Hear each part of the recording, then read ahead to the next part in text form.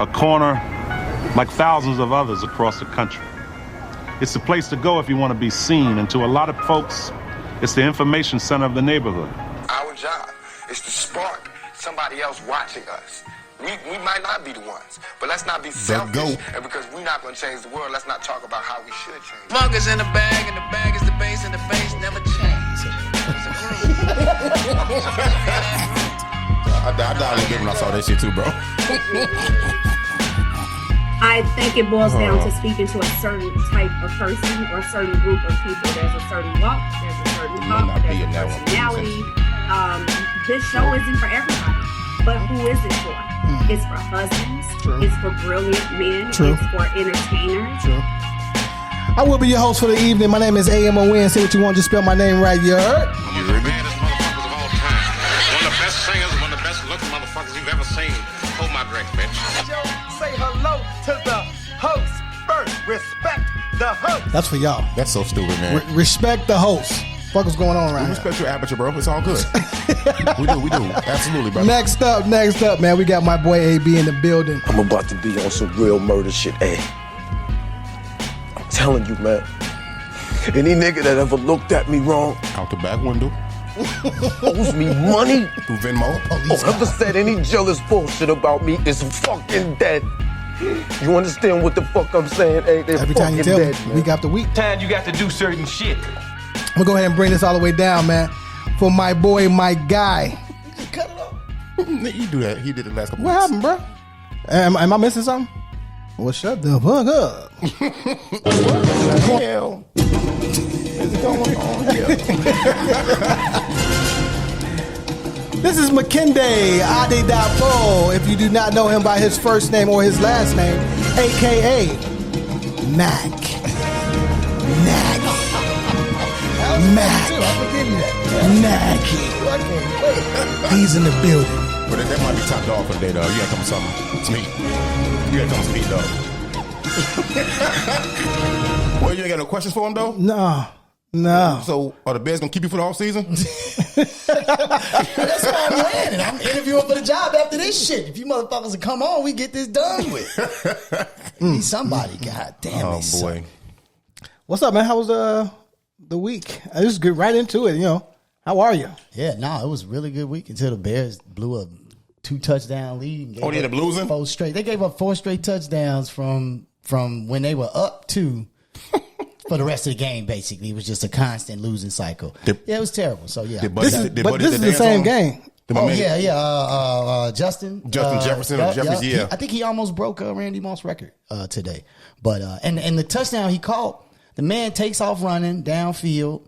The defensive player is chasing him. Now that's already bad. That's a bad thing already. Justin is in the end zone, and the defensive man has his back turned. He just looking at Justin gets the ball.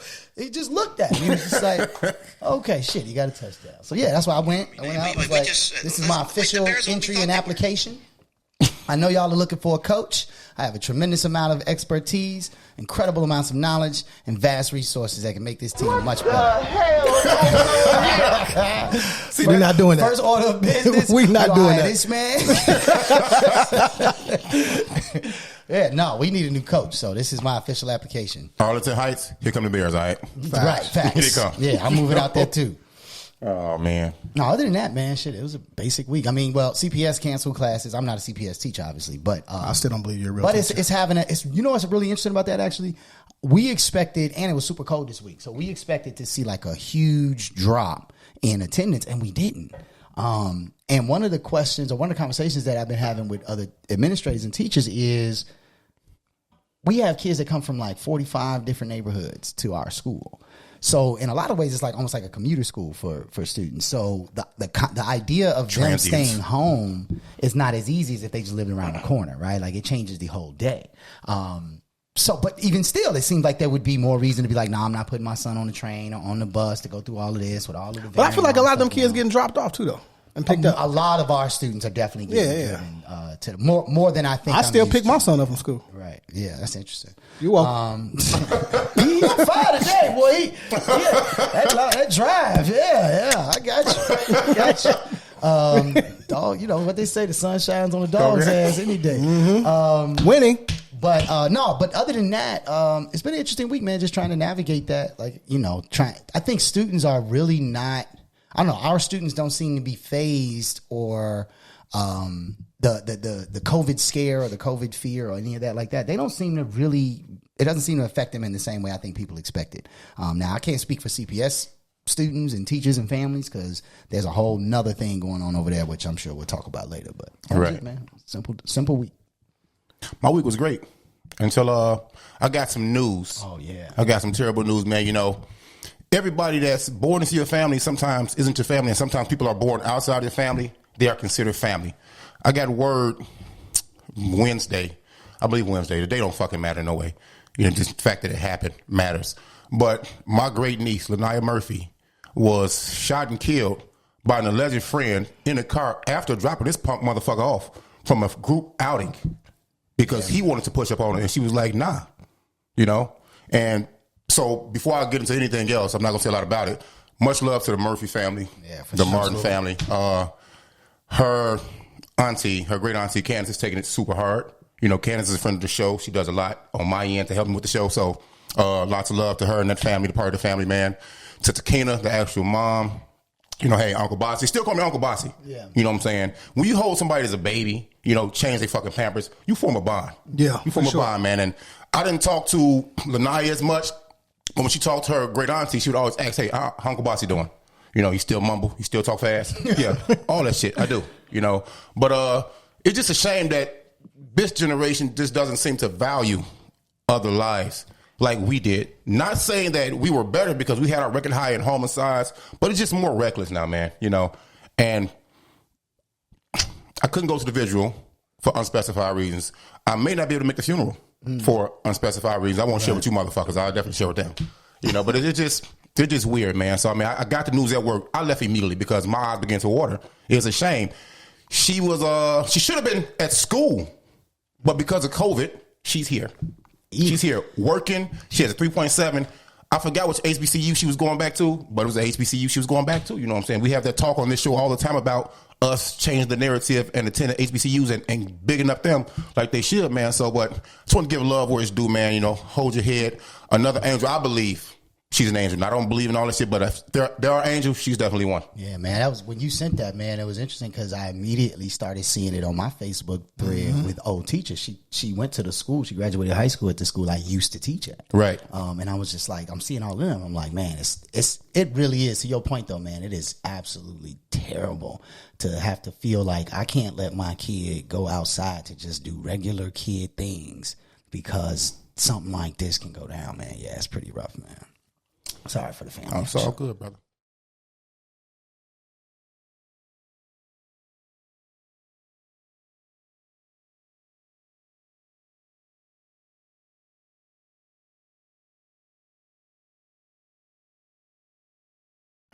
It really chokes me up, really, to be honest. I was at work doing what I do best. Nothing. Having a great fucking night doing nothing. Yeah. Then the bomb get dropped. You know what I'm saying? And the saddest part is this, and I'll shut the fuck up. Her and her sister Nija, love you, Nija. Matter of fact, I got to FaceTime with her a couple days ago too as well. I'm letting her have her space. She can talk to me whenever she wants to via Candace or via me. She was on the phone with her sister when it happened. Her sister had to hear her lose her life. You know what I'm saying? Disgusting, bro. Disgusting. Infuriating. Yeah, I'm just glad they know who did it. They know who did it. They catch that motherfucker. Yeah, they found out he went to that same school. They better catch him before Bossy do. Yeah. Let me be clear. Before the rest of the family do as well. Yeah, exactly. That's real. All right, man. I don't even know how to follow that up, man. But condolences. That's what we got a coach for. MAK-NAGY gonna lead us. Yeah, please, please. This shit gonna go on. Ooh, I can't wait. Let's rock. My week is my week. Doesn't change. It's called consistency. Hold on. It's called consistency. How was your week, bro? No, it's just called I consistency. can tell exactly how his week was. How did it go? He sat on the bench while coach good flip. And the vice president of operations and the president of the team put together the $6,000 grant that we just submitted. That's what he did. He got the towels ready for next week. That's what he did. About accurate, right? Sounds about No. nothing. No. Oh, okay. That was close. He almost came back. He tried. That was close. That's a real guy. He tried. That's not a joke at all. Yeah, we might as well let that news be out there. If you are aware, DCASE has a Department of Cultural Affairs and Special Events. They fund different artistic projects throughout the city every year. Y'all didn't know about that shit, man. Fuck y'all. That's honest. No. Fuck them people, in dog. fact, several What of do you mean? Several of the guests. Hey, Several relax. of the guests. That's I was feeling that way. Go ahead. Several of the guests that we've had, Tonika Johnson, they've received this grant. What up, Tonika? Received other grants from it. But they basically fund. I mean, and honestly, quite honestly, it's important that people know, like, it's a lot of people that don't apply for these grants. Like, this is good. it's like $2 million that they set aside every year. No, it's not good, because then that You're money right, does not great. get spent.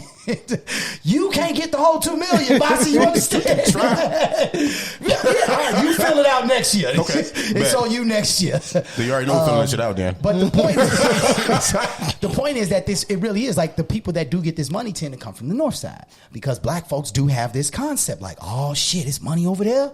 Oh, we got to go get it. We can't tell nobody, because if we tell somebody the money over there, then they gonna get it and we not, and it don't work like That's that. not a real thing. You just have to write a good grant and you will get the money. But Yeah, this money gets spent every wrote year, an not in our excellent community. Excellent. I wish I could tell y'all the real Excellent. story. Excellent. Woo.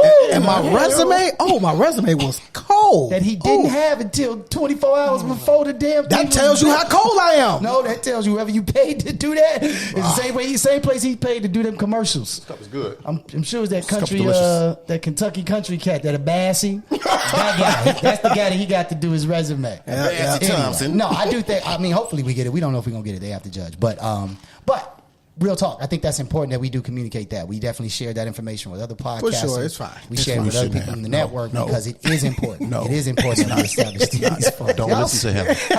I'm AV in this situation. I ain't come here for this shit. All right, man, fuck it. I want to start again with Chicago Public Schools. And where do you stand with CTU and the teachers? Right? I think kids go first, but it feels like a money play every time. What does that mean to you when you say kids go first? So what does that mean? Get in fucking school. Like, so they need to be in school. Be in school. Bruh, like at the end of the day, there's no getting around this Rona, right? There's no getting around it. You can sit in the house, get it. You can be in the house with somebody, not get it. You can be at work with somebody and not get it, right? The 6 feet, I mean, it's bullshit, bruh. So I like the 6 feet, though. what the teachers are saying is the opposite, right? The teachers are saying that putting them in school is actually not putting the student first. That is putting them in a dangerous environment, and that it's dangerous in this particular kind And of my time. argument is they're not learning remotely in real life. You know this. You know this. They're not learning. This is what Some of them ain't learning in the class. That's true. That's true. That's a different part of it, But what about social skills? Like let's develop those. They struggling with that because of all of these. Exactly. So the more time that you're actually in school, you need to be there. Because what happens? You're on the laptop all day, and then boom, you right to the video game. You're on a laptop in school. That's true. But when it's time to go to, if we're talking grammar school, recess. They ain't going to the gym. Ain't no recess. Ain't no gym? Ain't no recess? boy, They give a fuck about that shit, bro. It ain't been recess since like the 90s. So what do they call it? What do they call it? That teacher get a prep period. That boy said Prep period. Recess. They have recess. No, they have recess. Don't do that. Well, how you got into Lane Tech and thereby graduated is a mystery to me. And the top third, I don't know what's top going on, third bro. percentile. Let me be clear. Anyway, I think, look, man, end of the day, dude, there is no one answer. I mean, again, I'm not a union teacher. I support union. I support, the CTU particularly. It's a lot going on, man. It's about how we've built the education system in America. It's sad to say, but it was never built for the purpose of learning. It was built for social control. It was built for societal advancement. Yes, because when you hear a bell, you get up and see, I beat you to the word. Well, I'm saying also, in order for industries to grow, in order for like you need the kids to go somewhere. Well, you need them to be somewhere so that their parents can go to the job to do the job to build the industry. No, that's how it started. Yeah, that's how it started. The public school system started because kids was running around and parents were trying to go to work because industries were developing. The Industrial Revolution that was happening. People were developing these same style jobs that we have that created the country wealth that we quote unquote enjoy now. So the model itself was about controlling and having a place to manage people. But not to cut you off, but to cut you off. What I'm saying is this: the Rona isn't going anywhere ever. That's fact, right? Can't get no help of it. It's not going nowhere. What's the purpose of that? Because I can't get no help in. I'm about to talk. He gonna get a church dropping that somehow. Yes. Dog. You want to get to sing? What church song did you want to sing? Church is the people. Hello. Talk to him. Saying it's cool though. Hey, the child of a minister right here, bro. Come on. What was the name of the security company that Abasi started when we first started the show? What was it called? Nope. Not at all. You won't get that from me, buddy. No, for real though, man. I'm always gonna side with the teachers if they're not really just super bogus because I'm the child of educators. You know what I'm saying? I had a child by an educator. Yeah, exactly. So I've been in the workings of the CPS for a long time, and they weren't asking for money. They weren't asking for a lot of things. In this last little 2 weeks standoff, they would say, let your nasty ass kids stay home because y'all had Christmas parties. Y'all had New Year's parties. For real. And y'all will come back to the classroom and have another super spreader now. So those that were responsible and careful over the holiday break, now they are at a higher risk of catching the Rona. How do you know which variant you fucking got now? You don't. You fucking don't. You just know you got Corona. Or you don't. Or that, you know what I'm saying? Really know it. So it's just like, I wasn't mad at that at all, but I'm in a police group, Facebook group, and to hear these grown-ass men bitch and moan and whine about CTU, bro, you know what? How about get out your union line? Get out your union fucking line and stop worrying about other people's business. You don't worry about what's going on in somebody else's house when your own house on fire. You don't fucking do that, man. And our house is burning. You know what I'm saying? But it's cool, man. Just after 2 weeks, send your kid back. Yeah, I don't know, man. It definitely ain't no easy fix. It's not. You said it best. There's no one word answer. There's no one fix to it. I'm gonna say this though about cause like you just said, Rona's not going nowhere. Like in reality, we said that on show 20. Yeah, we said it when it first hit. Okay. It's not going nowhere. And to that end, though, I think that people need to really adjust their expectations of where education is supposed to come from. Like, if I had a 9-year-old, 8-year-old right now, I'm already disinvesting in the idea that they're going to only get in. I mean, I don't think like that in the beginning, but yeah, the school is not where you're going to get your college degree. The reinforcement at home. 10, 15 years from now, your college degree is definitely going to be online and might be customized if That's you're why I got really mine. good. Yeah. So, like when you look at how cable split into these various different streaming apps, Disney, all that, that's going to be Harvard, Princeton education on your screen. Like it's going to be another app where you go to college. So I don't think that the concept of arguing back and forth is going to change that part, right? Mm-hmm. But yeah, I think in the right now sense, it's a case by case scenario. So do y'all believe that this is more about safety than it is education? Yes, of course, that's what it's about. But are kids really catching a Rona like that? Well, how many of them are actually getting tested? But from what I know, yes. Well, so now they're testing in schools, though. Look, man, get tested every Monday. You have to give them permission, though. Exactly. You have to have parental consent to test students and like I won't say the specific numbers, but oh my God, I've heard numbers. You know those by heart? I've heard specific case numbers saying that 50 to 60% of students at most schools have been given consent to be tested at the school, but that's not going to start until next week, which means you're going to see numbers go up crazy because they're actually testing at which schools. means they got that shit right now. True. Yeah.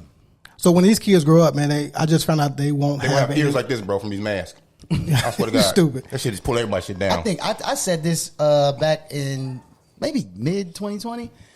There's going to be so much money to be made in like lower face skin creams from all of the like irritations of the different fabrics. Everybody allergic to something right now. Because you legit, man, look, it's not popular to say, but when we think about them futuristic movies, FaceTime to me is exactly what we saw on Star Trek when they was like doing the hologram conversation with the person. And we've seen the iPhone either though. And we've seen these movies where in 20 whatever year, people can't go outside and breathe regular air without a mask because it's potentially dangerous. What That's movie where was we're that? going, bro. Arnold Schwarzenegger. Like if you don't develop Total that Recall. technology, Total Recall was the now, shit too. Yeah. I fuck with Was that. it Total Recall? Total Recall, yeah. That shit was called Old Girl Had 3 Titties. That shit was amazing. Real shit. For the extra freaking you? Okay, bet. She had, I'm titties. Yeah, that shit was great. Hey, look, so when he's saying kids that are coming up in this corona world, right? The Ace Hotel is shutting down, which is known for black millennials, right?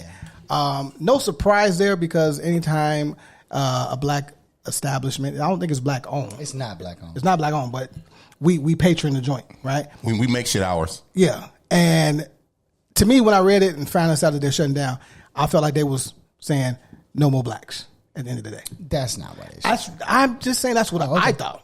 Okay. Now, if you can tell me if you have an inside track, then let me know. I mean, not a whole lot, but DJ Ray Chardonnay, who's a really good friend, she was one of the DJs that when they first opened up. So the hotel itself is a chain. It's a hotel chain. Mm-hmm. But the top floor of the one in West Loop is like a little club lounge that they opened up, and they were like Ray Chardonnay and my homegirl, The Franchise. Like it was a lot of young black women DJs actually that first approached them. That's dope. About doing events there, and they said yes. And so it did turn into like a scene in that way. It wasn't that the people that own the hotel themselves like planned that or decided to make it for that. It just that's just how it organically happened.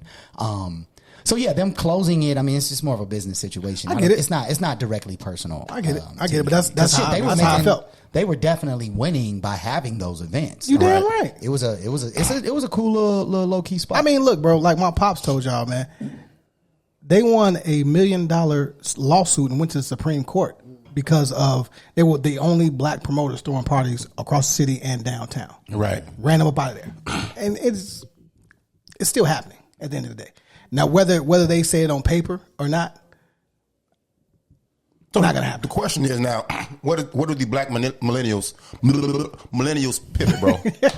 I put like 7 L's in that word. I can't wait to cut that one little segment and make that TikTok. No, so what do that crowd go now? What do they pivot to? Because it's not like when one shuts down. Rona. One shuts down. Another one instantly pops up. Everybody's just kind of wondering who got the Rona. I saw that. That was I never saw that though. But what do they go next, bro? Yeah. What do they turn to go party next? We'll accommodate another business that isn't owned by us by going to the party, making it ours for a while, you know. But in the end, we have to have our own cultivators of the culture come up and create spots. Not saying it's easy because you still have to go through certain people to get properties, all these licensing things to go to now. And it's going to be more difficult right now because now with all the pressure on businesses to have certain capacity to show people proof of vaccinations and being safe, man. It's just like, you might as well wait till next summer to even go out again. Well, I'm glad you brought that up because there was an article that said what's 12 most look forward to restaurants. My kitchen. And the only reason I want to talk about it is because Bronzeville Winery is on there. I saw that. Friend of the show. Eric Williams. Williams. Saw that. All right. That was dope. Number 2 on the fucking list. All right. Yeah, man. People are really excited about this opening. Yeah. Yeah. I actually, and when I saw that, when you said 4420 South Cottage Grove Avenue. Right on Cottage. Yeah, no. What's super funny is like they did like a time recap, like a video lapse of when they first got the empty space when they built it. And I promise you, there was a portion where me and a mom walk in because we were scouting it for the location where we were going to shoot there that day. Right. He just basically he fell behind in terms of the construction because everything that we know is going on. But yeah, I think that's scheduled to open in April, maybe late March. But no, we're definitely gonna have Eric. We're definitely pulling up. I was not super impressed by that list though. Everything else I didn't care about. Everything else I didn't care about. I went through that list, man. I'm definitely. I mean, what you rocking with? 12? How many out of 12? Maybe about 3 or 4 that I was really excited about. That's an F, dog. I mean, the other ones I just didn't know much about, but there were 3 or 4 that I knew. That there was one that's by the Boca Group. Boca. I'm gonna tell you, bro. I was looking at pictures, bro. The burger looked good. I'll try that shit. The one in Lakewood. Southport. That one looked nice. There was a couple that I think I would. I mean, honestly, I think that's something that we got to talk about. Like, there's a lot of amazing food restaurants, and the pastry. I'm definitely fucking that up. The pastry joint was dope. Yeah, I saw that. All that cheese, bro. Kill yourself. I don't have to get cheese on it. I said hamburger. I didn't say cheeseburger. Did I? I said You eat hamburger. cheeseburgers? Oh, you don't eat cheese either? I'm trying to take dairy in my diet for a long time now. That shit is nasty on Trying burgers. to kick Anyway. dairy for a long time sounds like a lot of failure. Cheese on most things is disgusting. It's Anyway. just a slow process, bro. Like I used to get sour cream on tacos. I don't get it no more. I don't get cheese on my tacos anymore. Who puts sour cream on tacos? The only thing, like cilantro and onion. World, you want cilantro and onion? Yes, I do. It's motherfucking cool. That's why one of us is really, really in shape. Do you know why they The other ask one you is if you want cilantro and onion? You know what I'm saying? Okay. It's just okay. This is the Can They Teach Him moment. You know what I'm saying? It Please, is. please. We should do that. We definitely need to have. I definitely need the Can They Teach Him I got moment. you. But Go now ahead. that we're Go here, ahead. Run it down. I'm asking you. Do you know what? What Because that's Why how they ask you if you want cilantro? that's how a taco comes. Do you know why? No, I don't know why. Okay. Do you know why they don't put ketchup on hot dogs? Who is they? A hot dog doesn't come with ketchup. What? Wait a minute, dog. It I doesn't, did bro. not know this. You're about to enlighten me for the This first is what the time fuck in I 20 do. years What restaurant do you I've go known to your where they don't ask you what the fuck you want on your shit that you're purchasing with No, your no, money? no. What comes on that shit? You what the fuck I asked for? A Chicago style hot dog, bro, does not come with motherfucking. Oh, a Chicago style. Yeah, Chicago. yeah. You got to specify Yeah. Chicago True. style. The reason why they ask you cilantro and onions is because that's the Mexican style taco. They don't put lettuce, cheese, tomato. Oh milk yeah, on any yeah. of That's why I that. say that's how it comes. That wasn't no goddamn Yeah, deep that dive, was, yeah. man. Get out of here. Get. Well, damn it, answer the question when you get at this. Why kids fail in He school talking all to the your ass, goddamn time? He talking to Answer you. the question that was asked. If you don't get your goof ass, this is what I said, bruh. I said because that's how it comes. That's how it comes. And I said, why does it come like that? In Chicago, though. Come bro. on, You man. gotta- All right, okay, all right, whatever. Christ. First of all, who eat hot dogs? Yeah, nobody. I definitely ain't act like Do you know what a hot dog is made of? Bullshit. It is the processed remains that are filtered through one of those systems, and just Everything that's the left pig, over yeah. turns into a. All right. So, You do not want to play. Yeah, fucking yeah, Who we Wants own to that. Be a millionaire. You do not. We are on that. You do not want this smoke. figure out how to work my motherfucking phone. Hey, what the fuck is going on, yo? What in the hell is going on here? Is that Jesus? No, it's my neighbor. I probably got a package on the stairs. Oh, Still live on the west side. Take You need to that answer shit. Take that shit. You need to call him back. He be all right. Good neighbors on the west side. You see what I'm saying? Good neighbors. Take that Telling you shit. somebody just stole your shit. It's okay. Hey man, somebody just ran off with your Hey, bag. somebody stole my fucking knee sleeves. Knee sleeves off my porch. You can't see through the package. And they knew. What's wrong with your knees? That's right. They probably thought it was old, no. bro. You're not hooping no more. I had a 40-inch vert. I'm saying, but you're not hooping. It's a lot of wear and tear. You don't have to do that. This is You lucky y'all here. I'll say some other shit. You do that on purpose. You work out on purpose. You actually don't have to do that. Back to my sour cream argument. Right, yeah. One of us is in really good shape. Back to my sour cream. Come on now. I'm great out here. I'm great for what I do. Sour cream For argument, what I man. do. Nah, man. You fuck. I'm old, dog. right. That's it. Okay. Good. One of us. So again, man. Fuck you, two of us. You might be unhealthily slim, bro. I don't know. You have less than a runner's body with something. It's good. Yeah. Wacker's body, maybe. That boy forever sick. Can't gain no weight. I don't know what's wrong with it. Extra medium. I don't get it. I definitely ordered a medium. Yeah. Definitely need that medium hoodie. Shout out to the criminals, man. They're getting better and smarter every time. They hit the Burberry store twice in the same week. How the fuck does that happen? Wherever y'all at, holla at your boy. Keep doing what y'all doing, One man. on Michigan Avenue. Yes, yes, on MAK-NAGY, bro. I mean, here's the issue you got, right?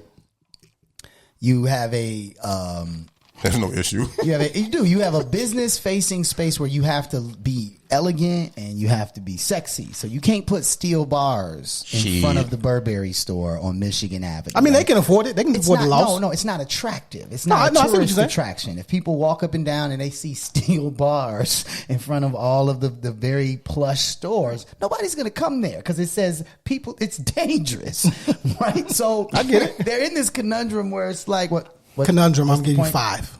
You're such an asshole. That's 5. Conundrum's not impressive to me. Rappers use that shit. Yeah, But that's I like trash. the word, though. I do. So they're in this conundrum where they have to be artistically and brand Stylistic focused, and flavorful. But that's unsafe when people break into your shit. So yeah, I also don't care. I'll tell you this though, man. Burberry. I don't have a problem with them breaking into these insured places and stores and taking this high end shit. I'm not a criminal. Neither do I condone it or am I against it. You know what I'm saying? I'm just here.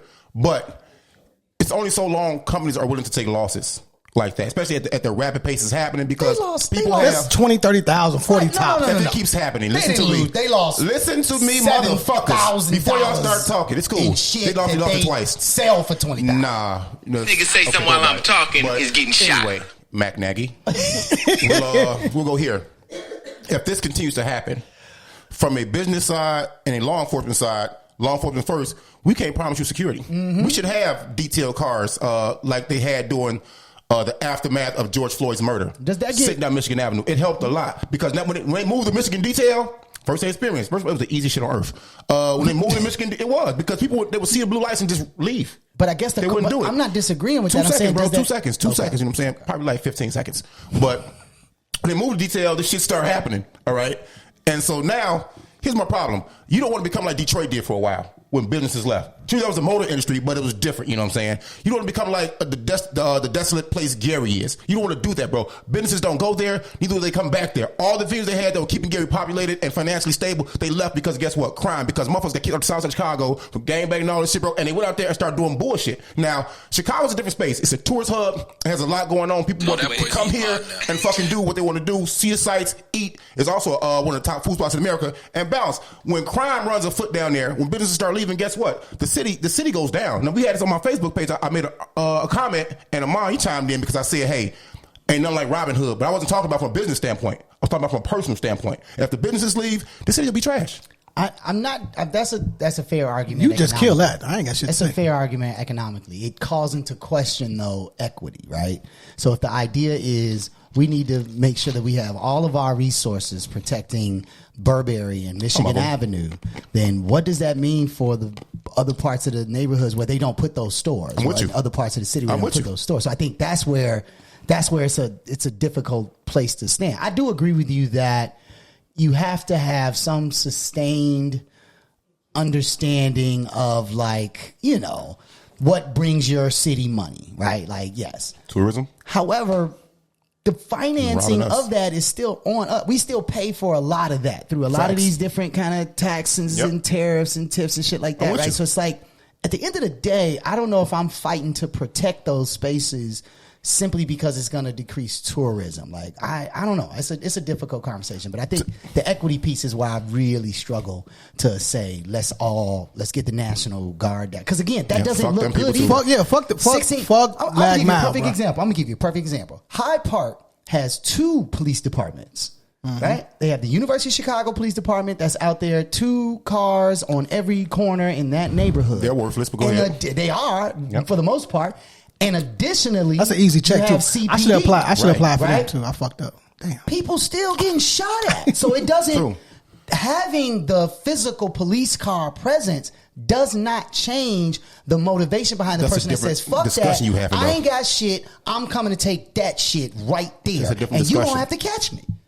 That's how it works. That's how cops and robbers work as kids and as adults. The game just turns to reality as we get older, though. You know, so I don't agree with what you're saying, but Hyde Park is different in the fact that it's a little more affluent than a lot of areas surrounding it. And say the Austins, the Inglewoods, the Chathams, the Gresham, it's a little more affluent. So for a while, criminals were not as fast to go there and do dumb shit.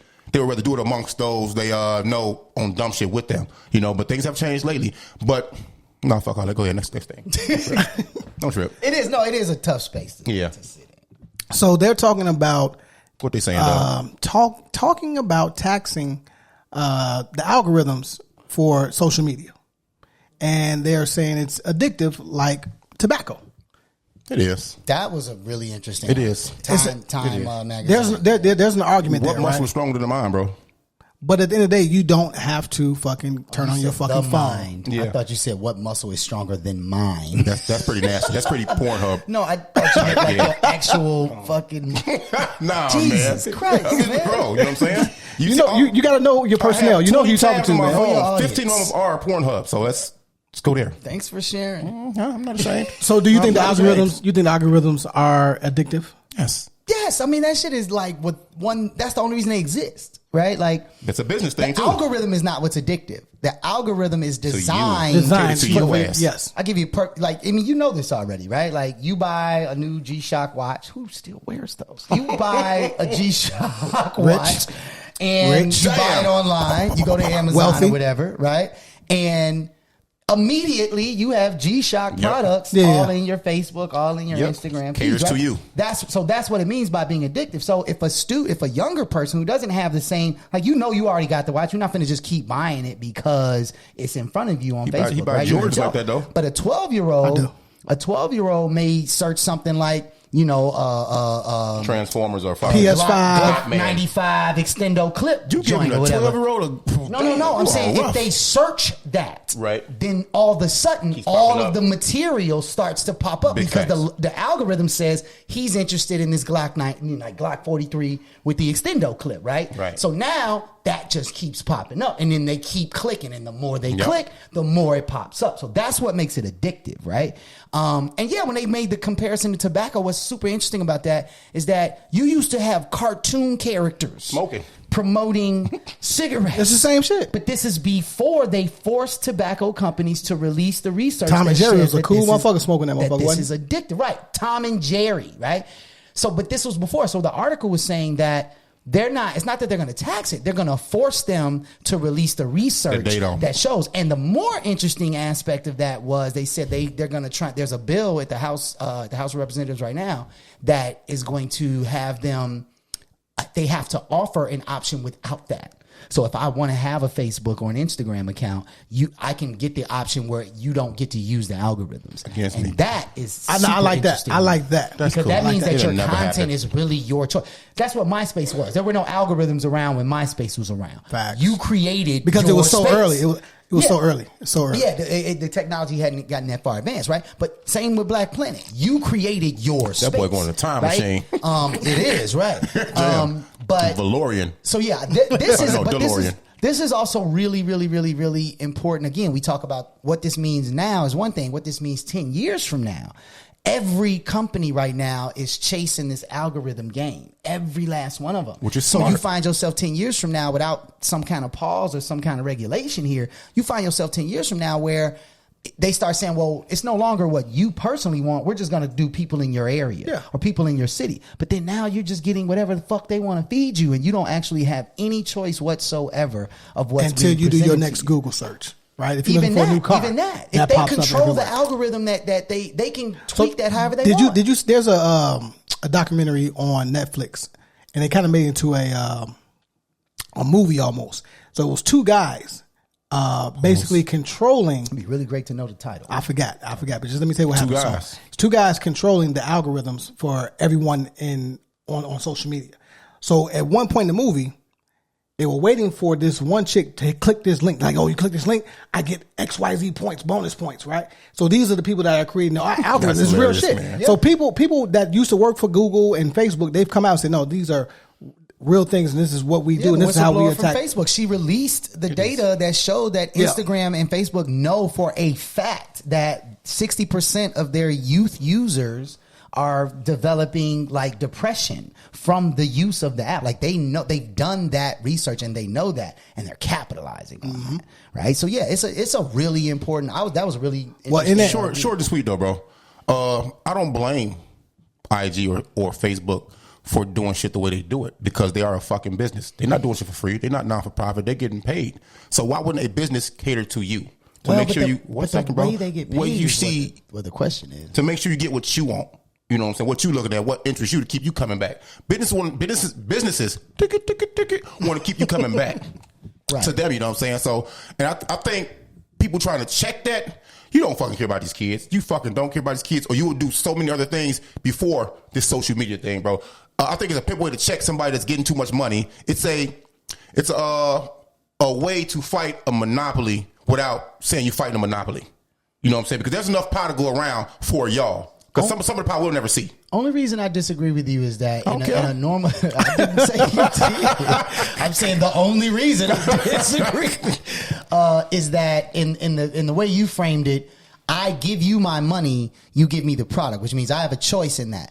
We don't pay Facebook. Facebook gets paid by companies who then say, if I pay you more money, flood this person's shit with my material. So I feel like that's predatory. That's all I'm saying. That's the only reason. If I were paying for it, then I would totally agree with your argument. If it was like, I'm giving you my money, that's different. But I'm not giving you my money. You're getting this money from what other aspect people. of businesses isn't predatory, bro? Every option, because I mean we used to have find out. Our predatory guest today- lending in the whole nine. Fish is in the hood, bro. How many? They don't set it because we love fish. How many payday They loan know stores? Leaving their hood. It's predatory You see what I'm saying? lending. It's the same all shit. predatory to me. Yeah. That's just how I look at it. Now I could be 1,000% wrong. No, but man, it's an interesting question. I'm gonna move on. I don't care. Okay, cool.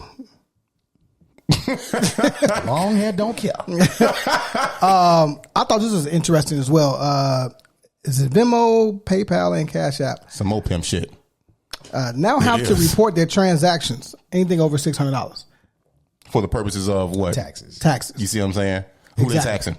Once the government finds out you can benefit, That's because and they missing out on this money, they're going to tax it. Well, It's that's nothing- not 100% true. So, It like, is true, bruh. okay, I'm just going Just like they're about to, I think it's a certain amount. they're going to if you- tax it's $600. Yeah, $600. certain amount. And once you They tax weed. reach If they make that, cocaine then legal, they're yeah. going to tax that. So it's a way to look into your bank statements too, and Yeah. some other shit. But I can't get that shit, bro. no, so as Yes. a DJ, if I work at a particular What does that establishment. stand for?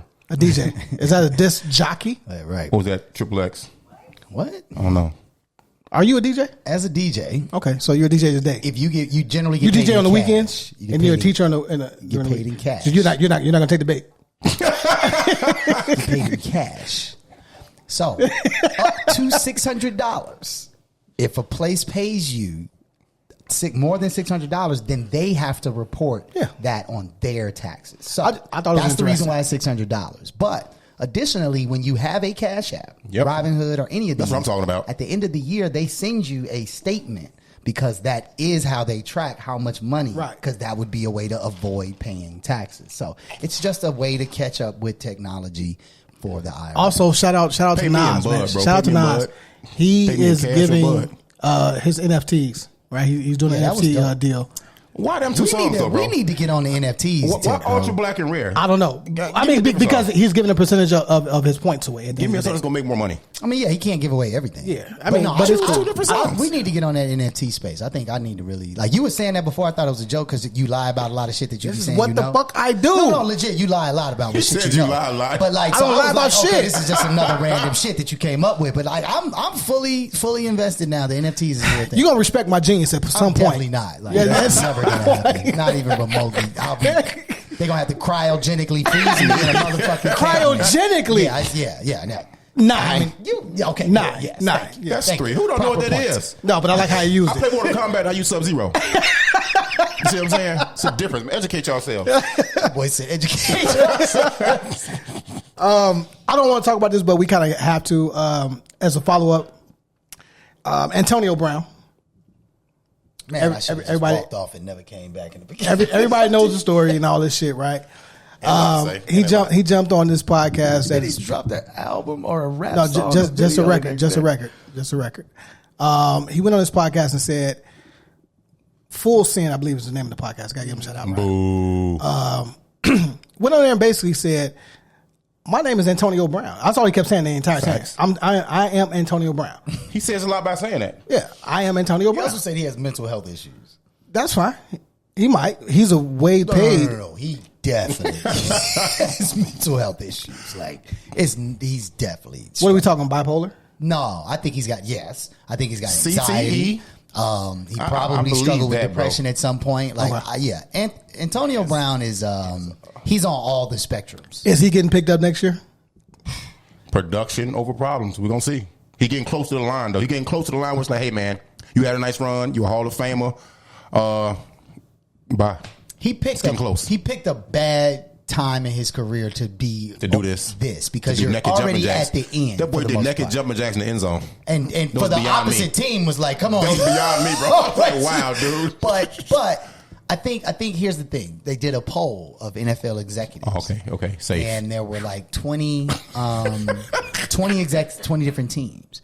They said that only one team said that there's probably an open door. They said that there's probably going to be one team that's so desperate that they need something to get people to pay attention to their team. The So is that like Jets, the draft, though? Jacksonville, or the Chicago Bears. Not if I'm coaching, though. Just making that clear. If I'm coaching, I'm definitely signing Antonio Brown. Remember how teams in the draft, they start talking all the shit about Mitch Trubisky and made the Bears trade up to take him, and they took every better quarterback after that. So it's just kind of a play like that. These 20 execs be doing the same thing that other teams did to the Bears in that particular draft. We don't want them. Nobody want them. As soon as somebody say them and go snatch his ass. I think there was a different situation. I think there was like a gentleman's agreement between Nagy and Andy Reid, because he had already told Andy Reid to draft Mahomes. So if he'd have went to the Bears after he took the job and drafted Mahomes, that'd have been some fucked up shit to do. It's called winning, bro. Point being, I think he's gonna come back. But you know what somebody else said? I think it was Stephen A. It was Wilbon. The USFL announced that they're coming back. I think he's going to go there. He's not. He already said that. What? He said that now because he's still trying to fight what's going on. So on that same podcast, the dude was like, "Look, I just need you to come talk to the kids. Like, you know what I mean? Come through, coach for a day. I got a bag for you." You're like, "Oh, you talking my language?" He'll do that. He's not going to play there. Let me. He's still getting picked up. Let me ask you a better question. What Kaepernick took a knee, never played another NFL game. Okay. Why do you think Antonio Brown would be given a different type of treatment? Because he didn't upset the apple cart that the Billionaire Boys Club upset loved to keep apple cart. Where you smoothly, from, bro? Kaepernick upset the apple cart.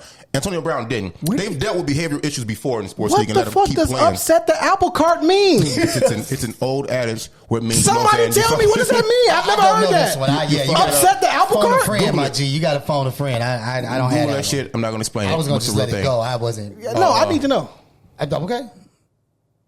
That's fat meat ain't greasy. I don't understand. Upset the apple cart. Anyway. All right, okay, go ahead. Antonio Brown is doing something that's been done before. You know what I'm saying? Kaepernick did something that wasn't done before.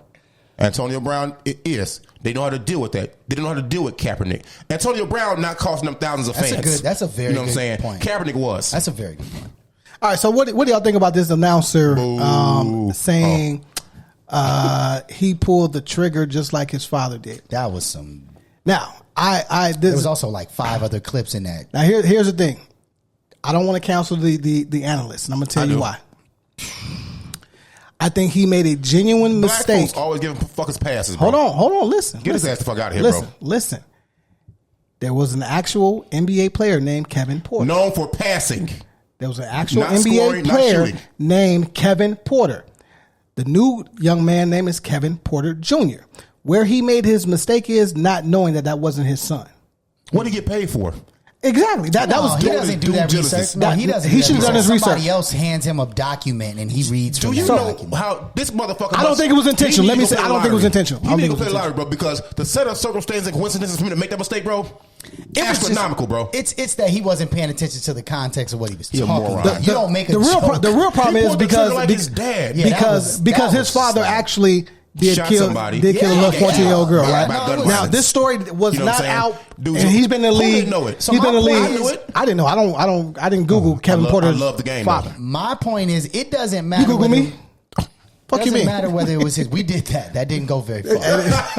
We actually did that shit though. It doesn't matter whether it was his son or not. Right.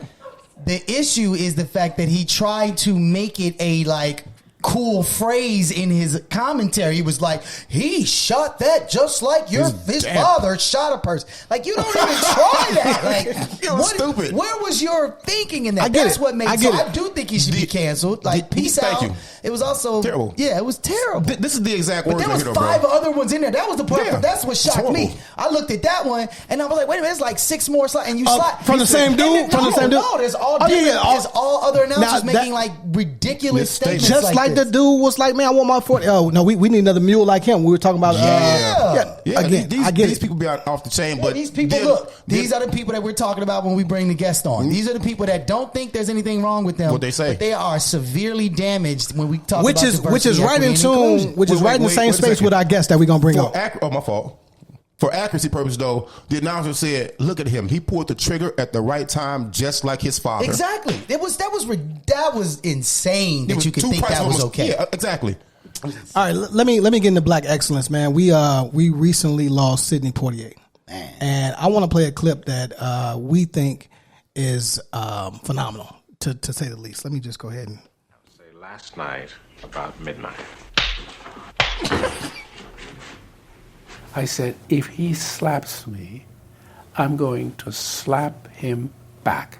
You will put on paper that the studio agrees that the film will be shown nowhere in the world with me standing there taking the slap. God, you had this written into the contract. That's right.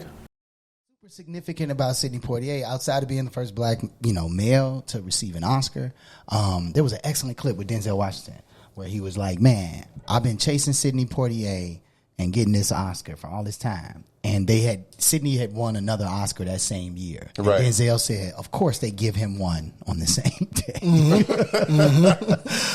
But no, man, he was one of the most influential people for black Hollywood. That interview, actually, he dropped a lot of jewels. He talked at some point, he said, it's amazing to me that through all I've been through, that I don't feel we've made that many strides. Like that we still struggle to this day to see representation and them awarded for their work or images. So that the idea that he made sure that they wrote that in is because he knew he had the leverage. He knew if you gonna write in a scene where this white man smacks me and this movie's gonna get put all over the world. He said, I'm gonna smack him back. Especially and in that you're gonna era, put it in the contract that if I smack him back, and he smacked the shit out that boy. Right? Yeah. Man, that's one of the most powerful moments in all of Hollywood. Who smacked who harder? And to know that it was intentional. It wasn't like because one thing about Belafonte, one thing Harry Belafonte said in his earlier cases is that some of the shit he did, he didn't tell them. Some of the shit he just did because film was too expensive. And they couldn't do it over. If you make us reshoot all this, it's going to cost you money. We know that's where we can hit you in your pockets. Yeah. You ain't going to front on me. So the fact that he was like, nah. This ain't finna be no secret. I'm finna slap the shit out of this dude, and you gonna put it in the contract that you're showing this movie. Man, that brother being lost is that's a major shift into huge. This next era that we talked about Max Julian and what he represented, but what Sidney Poitier represented, man, was not just in Hollywood. It was not just about movies. It was not just about art. Sidney Poitier represented excellence at the highest level in all industries, man. So. That's wild, man. Sad to lose that, I don't have too much to say about it. Y'all got that covered, bro. But I just know my childhood in the 80s, these movies came out in the 70s. I enjoyed Uptown Saturday Night and Let's Do It Again. Two movies with Sidney and Bill before Bill got canceled and before he got uncanceled. Is he uncanceled? That's a good question. I don't know. Okay, but those movies were funny as fuck, bro. Question. So I always still watch those two alongside remembering him for what he did for Black Hollywood and for, the cultural period.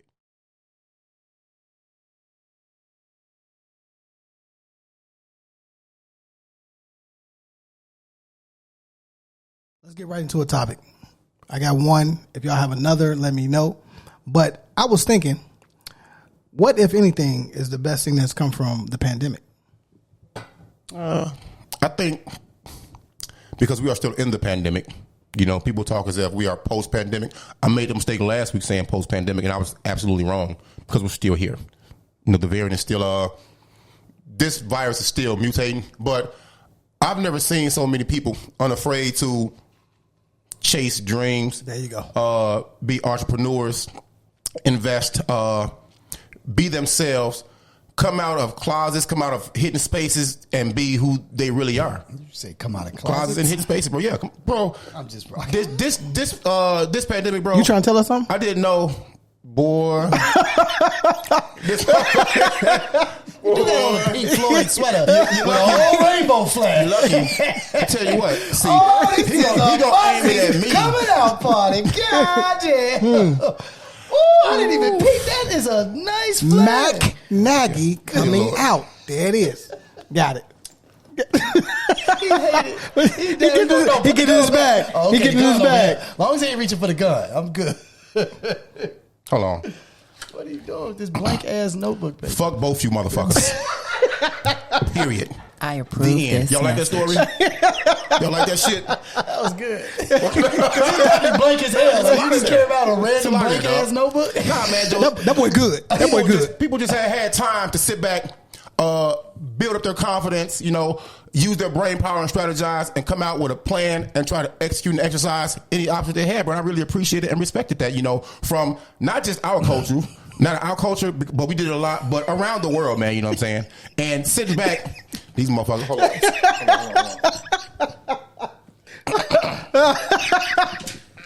What in the hell is going on here? Sorry. No, but that shit was hilarious, bro. Dog. I don't know what's going on here. Yo, the picture of Pink Floyd. Oh. Okay. Let me see. Let me see who Pink Floyd is. They have on Pink. Oh, boy. We gonna put that on screen. We put that on screen. Boy got Tupac and Pink Floyd in this playlist. They got on. What's that blanket that they were selling? The Snuggie. The Snuggie. They got pink Snuggies. Before I hit the infomercial, they are a legendary band. You were saying something serious. No, I was not. No, I was not. It's okay. I'm about done anyway, though. You took my answer though. Like I really feel like people buckle down. You couldn't do nothing else but create if you're a creator and figure it out. And mind you, when I say hidden spaces, I'm also talking about racist America. It became more overt than ever, you know. And during this pandemic we're in, and it's still exposing themselves. That is the Karens, Kens, and all that shit. That is a tremendous point. That it does. The parallel. I didn't even really make that connection. Man. The parallel with the with the pandemic. And like what we saw in terms of like all of this diversity, equity, and inclusion kind of like uprising and really like the focus, they did happen at the same time. That's really interesting. And I think it's partially because we saw that the answers we were being given prior to the pandemic about why certain shit couldn't happen, CPS, schools being one, right? So, oh man, we really need to get these kids in low income areas, you know, Wi-Fi setups, and we need to get them laptops. And it's like, oh, well, you know, that's really hard to do. Right. There's a lot going on. And all of a sudden, pandemic, overnight, everybody get laptops, right? Everybody get hotspots. Like all of a sudden, none of these fucking problems are hard to solve within 24 hours. So I think that's a great point that like the pandemic really did turn the mirror around to be like, yo, who lying to you today? You know what I'm saying? Like, what lie you gonna accept today that you've been accepting for whoever knows how long? Right. No, I think that's. I definitely think that might. I'm with Jadakiss, man. He said during this pandemic, man, if you didn't create anything, start something new, chase a dream, you depressed. You're depressed and just kill yourself. You are like part of the flat problem. out. You are part of the fucking problem. Yeah. If you didn't further yourself, even mental health, just as a conversation, lift it up. Yeah. There's a chef. I forget his name right now. No. He's the executive chef. I mean, he is a chef. Shout out to Audie. Chef Boyard. Chef Boyard GD. AB.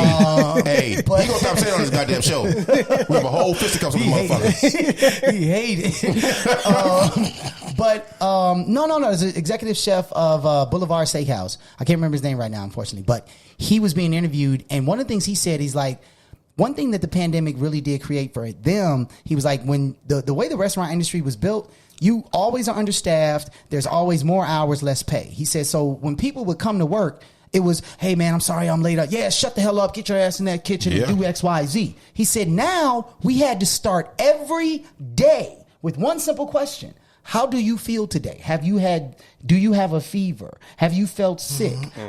He said, I have to start legally every day asking my staff. That's different. How do you feel today? He said, so just in that space, we've changed a lot, right? Because before it'd be like, yo, man, either get on the ship or get the hell out the game. But you should be asking employees how they feel. That's my point, yeah. right? Yeah. So it's like that should be a norm. The pandemic forced people to say, wait a minute, are you okay? We have 10 days of paid mental health days now across pretty much every industry, right?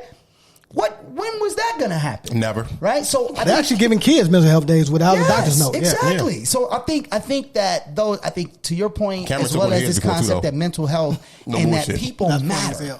People matter. I think that is big. But I'm not going to lie. I still think that the current narrative and the news cycles and the way that this is talked about, I still think that this is a money grab for pharmaceutical companies. Yes. I got to go on record of saying Absolutely. that really space. They are already doing record home numbers test commercials for the Super Bowl.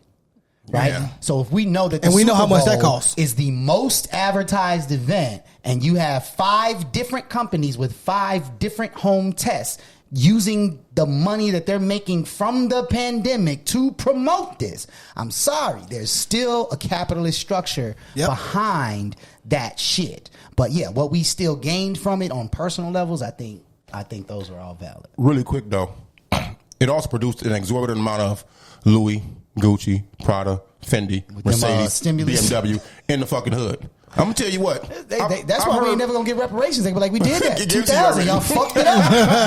I've heard people literally say, dog, not enough people went to jail for me. If the country shut down again, I'm going PPP strong. Last time I got 20, 30,000.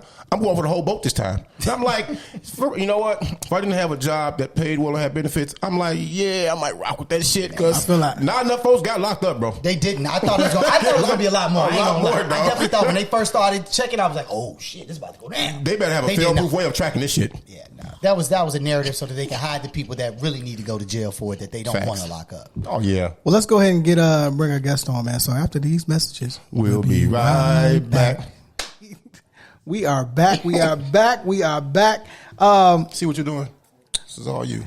If you notice, man, we have a beautiful black queen in the building, and I do not want to sell her short on her introduction. And I'm gonna toss it to McKinday because that is the easiest cop out of all time. I have no idea how to say words in a concise way. No, it's fine. You're wrong. You're right. I'll concise means short. Yeah. Yes. Okay. Exactly. Stop testing me out here in these streets. We do. We have the wonderfully talented and intellectual guest here, Miss Jessica Oladapo. Can we clap? Mm-hmm. Yes, we can clap for Miss Oladapo. Not to be confused with Addictive. You know, there's obviously a very close relationship there. Cousins. Or Oladapo. Mm-hmm. Not Dapo. Basketball home Dapo, but Depot is the basketball player. From he's not in Indiana no more. He's in Miami. I don't know where. Yeah, exactly. On the bench getting paid. And then you know what? That's the first question I was going to ask you is like, growing up having an African name, what I found was people see the collection of vowels in a different way. They just add random letters that are not there. Yes. It's like people just decide they no longer know how reading works. Like you don't sound out the letters that are actually in front of you. You just add shit. Right? So you experience that too. Every day. What's the worst that's ever been chopped up? Are y'all wait a minute. Y'all doing too much, man. We haven't given her a formal introduction. Let's talk about why she's here. Why she's here. Why is she here? Which one should I answer first? Right so the worst that has been chopped up. Okay, fuck me. I'm sorry, Vaughn. She's sorry, bro, okay? So I was someplace and there was a large Hispanic population, Latinx population, and the person who was calling names attempted to make my name. Oh, really? Yeah. So it was, and then when I stood up with my very Nigerian looking children, they were really confused. They were like, did we say this wrong? I've legit had like a third grade teacher be like, they still going. MAK-NAGY Apodopoulos. And I'm like, you supposed to teach me to read. Apodopoulos. Where is the George O-L-I-S in the name? How did you just add that? What? But it says something about the brain that we get these kind of structured These motherfuckers spaces. just stupid, bro. No. Real talk. Yes. Before you get into your bag. Okay. Please. All right. So Can we introduce Can we introduce our guest? Who are you to the world? Jessica. Okay. I can only pronounce your first name. I just learned his last name. You know what I mean? He can't read. I don't want to fuck it up. Let's start there. Jessica, can you please give the first and last name? Yes. So I am Jessica Oladapo. Oladapo. Mm-hmm. I like that. Can you also tell the listeners and the public exactly what you do? Because when you say that, I know they're going to understand why you're here. Because he bailed out. Just know you're talking to the world, okay? Okay. All right, so what do I do? I do a lot, right? So I wear different hats. My pronouns are she, her, and hers. That's first off. That's dope. I am also a mother. And so one of the reasons why I do what I do professionally is because I want to, in some way, in some small way, make sure that the world is a better, safer place for my own kids. So there's absolutely some selfish motivation behind what I do.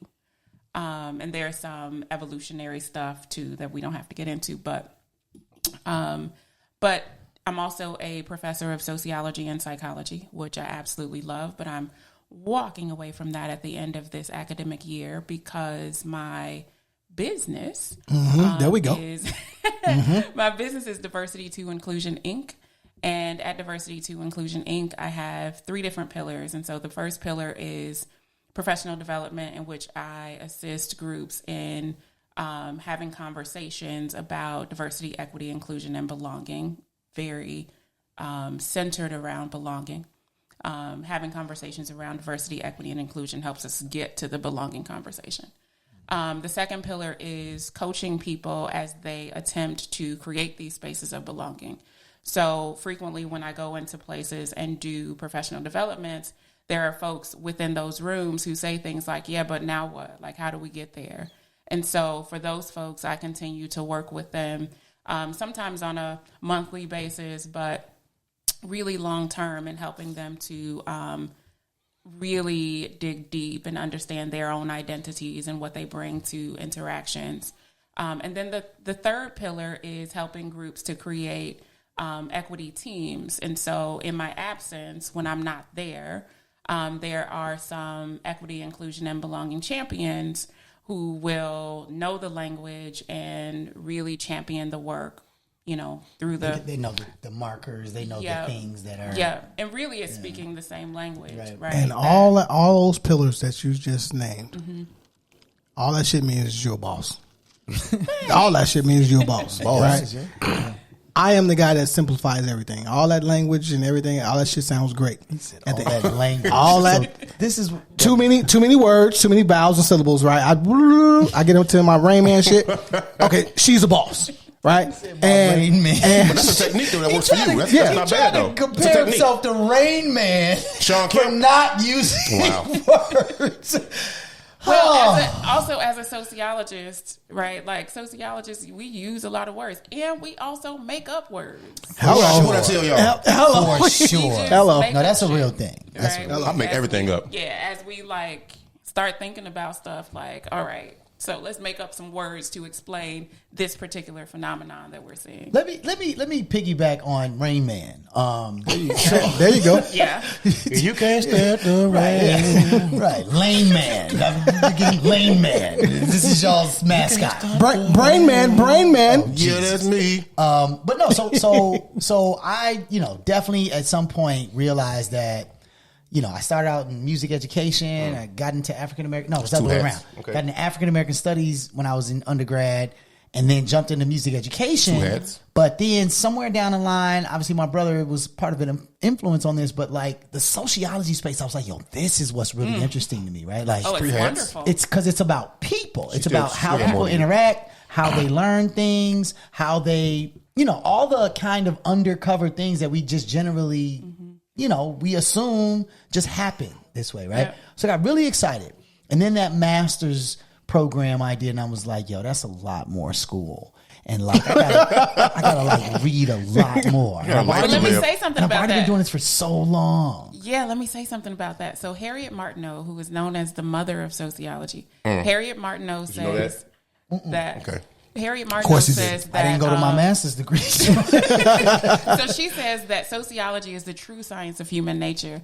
That that while people think that psychology helps us to understand people, but really understanding sociology helps us to understand the true human nature. So yeah, it helps us to understand all this shit. Yeah, and I definitely rocked with it. But my question was going to be. So at that moment... Oh, you didn't ask the question yet? No. Damn. Did you hear a question mark? I definitely saw one in my mind. You can't hear question marks at all. He can't hear you talk. And you're right next to him all the time. He on heels today, bro. MAK-NAGY.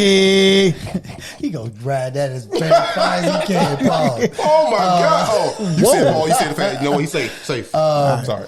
So was it always in your mind when you went to college that you wanted to go the full master's PhD way, or was it so at that moment when you were I got my undergrad degree, I could be satisfied? I wanted to start working. I wanted to start making money.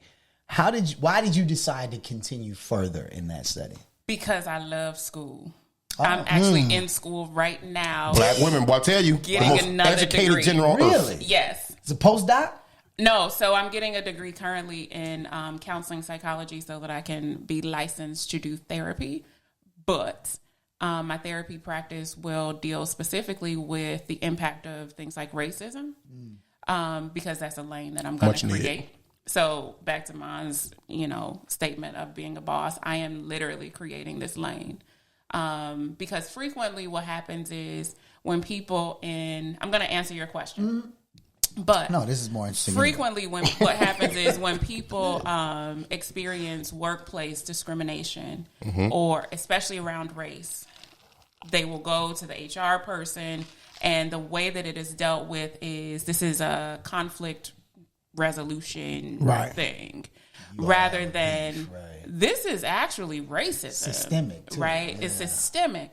So then people go to their therapist and they'll say, I got a workplace issue and I'm not getting along with my colleague, when really it is, that's fucking racism that you're dealing with, right? So then they'll be able to come to me as a therapist, and we'll be able to work through things like racial battle fatigue and implicit bias that folks are experiencing in the workplace, right? And so again, I'm kind of creating this lane. And it's interesting because some of my professors are like, all right, so when you create this lane, we want to be your clients, which is great. Good. But no, I didn't actually. When I graduated from undergrad, or when I started undergrad, I thought that I was going to be a social worker, which I was for a little bit. Tough job. Super tough job. Yeah. So I thought I was going to be a social worker. I went to UIC and started the social work program, and realized this isn't really what I want to do. And I took a Psych 100 course and was like, oh, this is it, right? And that's actually how I met your brother. So we started my older brother Mosi, who also is a. Why you look at me like you didn't know anything, man? You did a whole slow hand, like you have a brother. So me and Mosi actually went through the same. You guys are both professional students. Right. Yeah, we love school, right? Yeah. So. Started with the degree. We got the same degrees. Yes. So I started with social work, realized I didn't like it, took a Psych 100 course and realized this is what I want to do. And then started taking some psychology of African American folks, right? Which we don't really call it African American studies anymore. It's now like Black studies, I think. Right. They give any kind of name now. Yeah. So, actually, Black.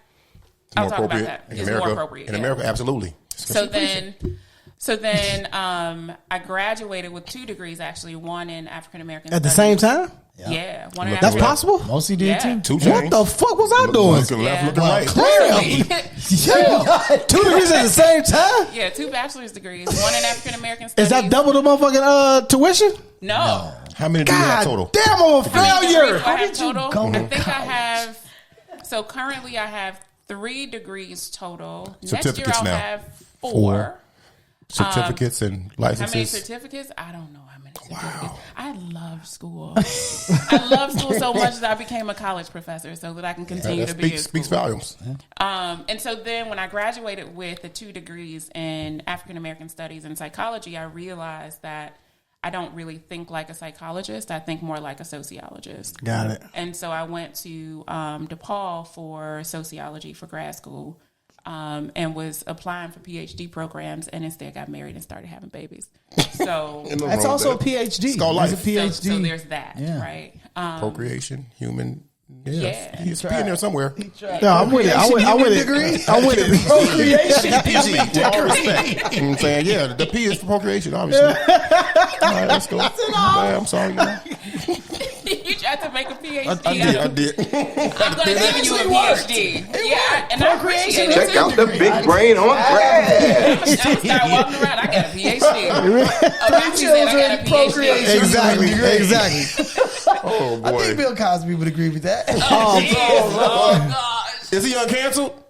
I don't No, we're not doing that. You're not doing that. But yeah, so my path, like I graduated with a degree in sociology and was a social worker for a little bit, a case manager for a little while, working with the kids who belong to the state, right? And that whole phrasing is I mean, really, that's what it is. Yeah. I did not enjoy that at all, especially after I started having my own children. I realized that there was an expectation that I cared more for the state's kids than my own kids. Oh, that's crazy. And that was really troubling for me. But what was also really troubling was the resources that were provided to the kids who were now the state's kids. Right. Wards of the state. State property. Yeah, like it wasn't enough for me. And so I stopped doing that. Primarily, the main reason I stopped doing that was because I was expecting my last daughter, my third daughter. And my doctor was like, well, either you can keep this job that's stressing you out or you can keep your baby. Damn. So I was like, I got to let go of the job. That says you actually cared about what you were doing. Oh, I absolutely did. That says a lot. Yeah, I absolutely did. And also, I saw people who were getting burnt out in doing the work. There's so many stories about like the work of, case management. And I absolutely cared. And I would talk to people and they were like, look, it's a thankless job. You just got to not care so much, basically. Yeah, there's a point at which you expect, like you understand that people will let you give as much of yourself as you want to give in your workplace. If you want to keep giving 1,000%, you want to keep doing work at home, you want to keep creating more space for your work in your own time. Yeah, go ahead, right ahead. High these five. Foster parents call you at 5:00 in the morning and say that this foster placement is disrupted, and then you leave your kids at home and go pick up these other kids. Yeah, they're gonna be like, right on. And so my doctor was like, you can keep this job. It's stressing you out, or you can keep your baby. You can't have both.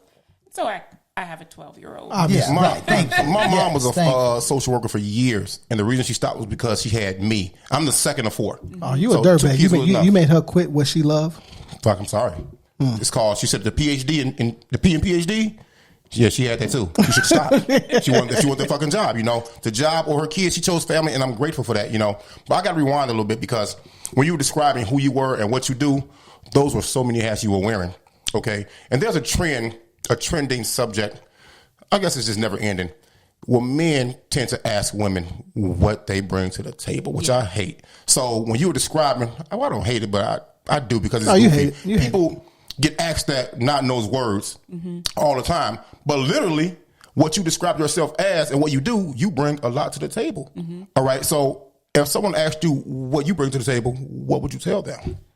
Are you talking about in a personal context, or are you talking about in like a professional context? If a man, if someone's trying to date you, right. Great call. Hey, boom, boom, boom. Not in these words. What are you bringing to the table? I can't go through the whole, hey man, I'm trying to court you conversation. That's different. Can't get the sauce away. What I would say would be, I'm kind and I bring humanity to the table. And then all the other stuff. He gonna be like, squirrel. Yeah, stupid. I like it. Because really, all the other stuff are just what I do, right? Like. But you said you're creating equitable spaces. Yeah. And organizations. Now, is there a space for that space inside a personal relationship where you can actually teach someone how to be who they are and belong? Because some people walk around and don't belong to themselves. That this boy got bars today. Hold up, I spilled my wine. Hold on. Yeah. I think you're stupid. So there is a space for that in personal relationships. That's the way that I parent. That's the way I show up in friendship. That's the way I show up in the world. And so I don't usually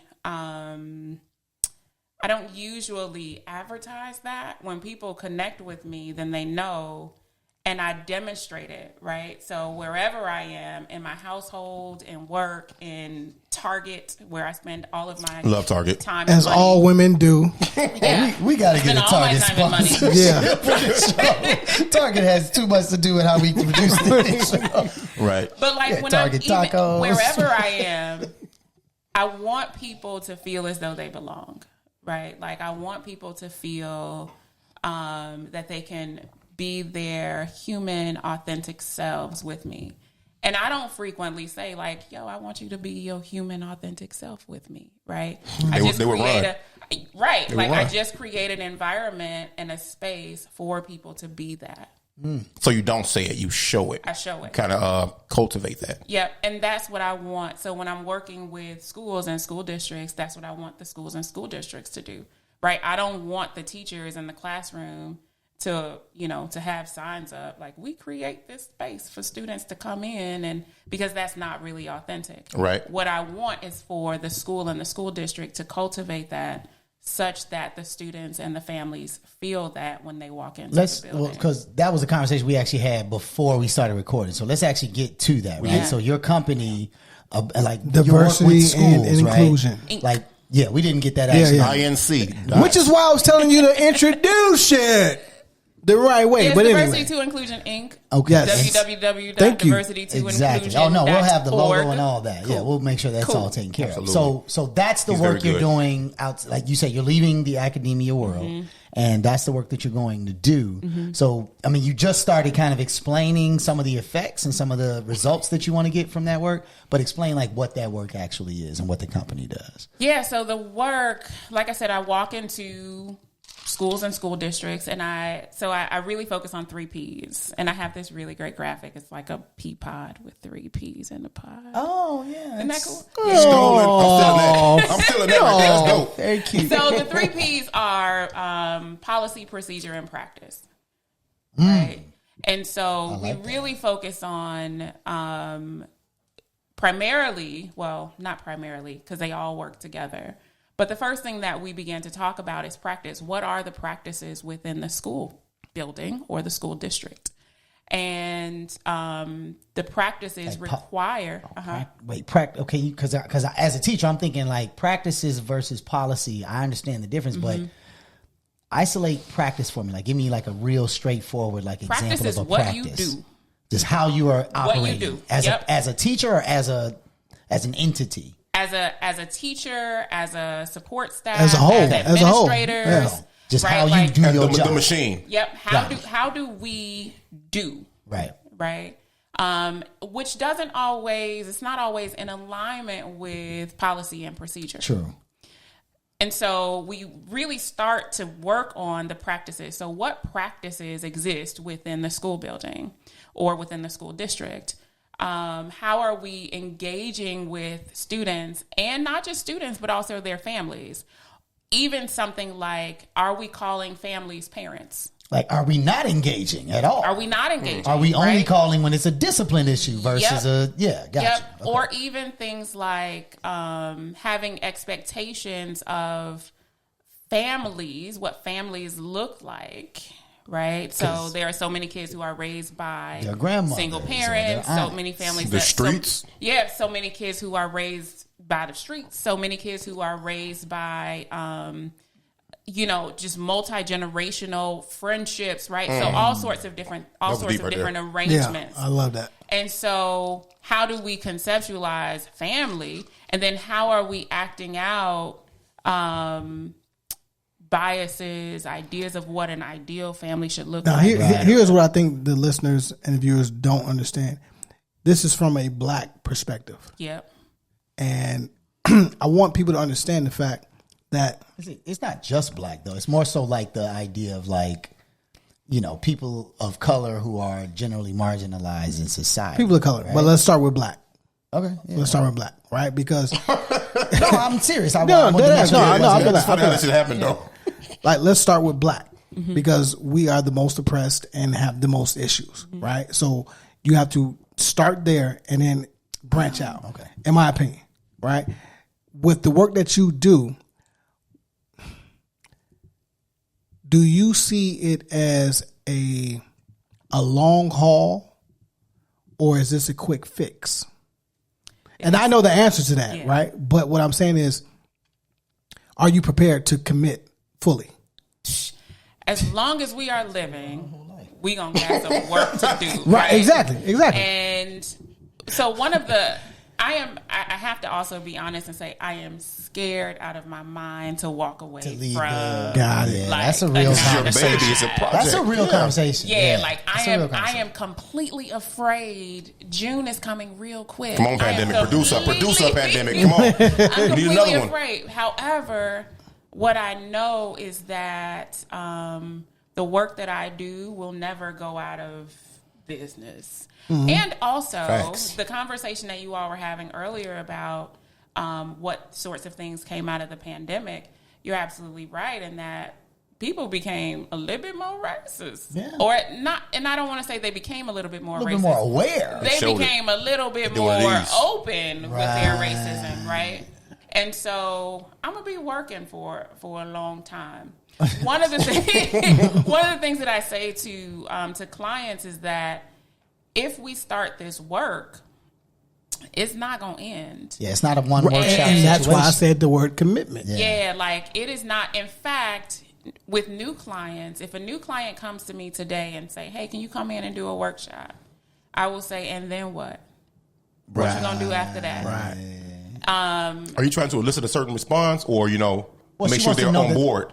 I want to know like what their level of commitment is. And if they say, well, we just want you to come in and do a workshop, then I'm going to say, no, I don't do that. I'm good. You can Not find even for somebody. the bag? There's 100 other people that will come in here and give you a PowerPoint about racism You and can find implicit somebody bias. to do that. It ain't going to be me. Yeah, exactly. In fact, so one very interesting case. So I had a school. They contacted me. They said, "Hey, you're not gonna tell the school." No. No. Why not? Why not? I respect that though. You respect that. I'm on that. Yeah, there's a reason why you don't run. See, if he asked me that question, I'm going. I'm not. Exactly. Snitching. I already know what time it is. I just had to see where you were at with it. But go ahead. No. So they asked me to come in and do a workshop with kids, and I was like, well, number one, I don't really do workshops with kids because I'll come in, I'll have a conversation with some kids. The kids will be on their very best behavior. Exactly. And then I'll leave. And then the kids will be don't change. They'll be throwing the N-word and all sorts of words out there, right? Yeah. Back to Trumpville. So I said, I do work with adults though. So what are your adults doing in the building? Because if you are not preparing these adults to deal with these conversations and you just have me come in to do an assembly, because that's what you just asked me to do, that you've done nothing. You've just given me some money, and I don't really want to just. And I didn't have to go to class that day. You know what I mean? During time of the assembly, right? Or I'm ditching. I'm going wherever to get on some fuck shit. Right. Now we get more of the story of how Amon got his education. I'm sorry. You were saying. I'm just telling you how the young boys think. But really, like that's really how it goes. So then they said, okay, well, can you do like an hour conversation with the teachers and then do like conversations with the kids throughout? Now, at the time, I'm just starting out and I'm like, okay, I really would like to have this bag. Yeah, I need this job. I need to at least get my foot in the I got door too. bills to pay. Well, I also need to establish that I do this. I need it on my resume, but also I got this credit card bill that needs to be paid, like in real life, right? So I took the job. All the while, like I don't feel good about this. It wasn't in your heart. No, I don't feel good about this because they aren't making any commitments. They're just like, we just want to. They're writing it off on their That's on their resume. So they can say tax write-off. They can say that you came through. Yeah, look what we're doing, but we're not. Exactly. Yeah. So I come in first session. We had a contract for 3 sessions with the adults. That just sound like sirs. Some sessions with like the kids. So first session, the number one session, it was a small Catholic school, which that's a whole nother conversation. I have a whole lot of feelings about that. But go in and I survived one of those. I have so many feelings about them. I think that they are inherently racist unless they are actively anti-racist. Talk your shit. That boy's he's pod now. That boy's he's pod now. T-shirt. Yeah. So inherently racist unless you are actively anti-racist. Absolutely. Woo! So then I go in and I'm like, we all have biases. I talk about my biases. One of the ladies raises her hand. She says, I don't have any biases because, you're lying. Jesus. Nope. It's over with right there. Jesus said I don't. Racism it's over is right there. Sin. I celebrate Jesus. I can't be racist. Exactly. But that's the mentality, right? And so I'm like, we all have biases. Yeah. Yes. And I said, and so if you are in a classroom and you say to kids, I don't see difference, which is what she said. I don't see difference. When they walk into my classroom, then I see them as a child of God. Lies. And I treat them, and I was like, I love that voice, though. No, that's how they sound, that's how they sound. So I was like, I was there. Yeah, that's true. Like, I was there.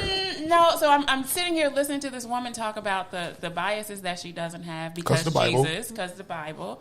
And I was like, well, what you have just done is either you are lying to yourself about the biases that you have, or you are lying to me and the kids about the biases that you have. Either way, it's not good. You're telling a lie. Yeah. The other really difficult thing for me is that you are telling kids that it's perfectly acceptable to lie when you feel uncomfortable. Is that the message that you want to get to these kids? And it's perfectly okay to use their religious belief. Like, let's say this child and this family are really real believers in Christianity. You play on that. You're using that same value system that you know they're connected to against literally them. Harm them. Yeah. And so I said, I was like, you are literally harming kids.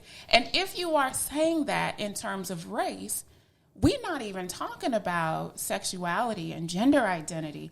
We're not even talking about neurodiversity. Because what happens if a kid comes into your classroom and they have an anxiety disorder and you're like, oh, I see all kids as the same, and you're not assisting this kid. So you're literally harming everybody in the classroom. Them the same. Not to mention that the Bible is full of biases anyway. Yes. So that was her first problem with me. But that was your conversation. I'm glad you survived that.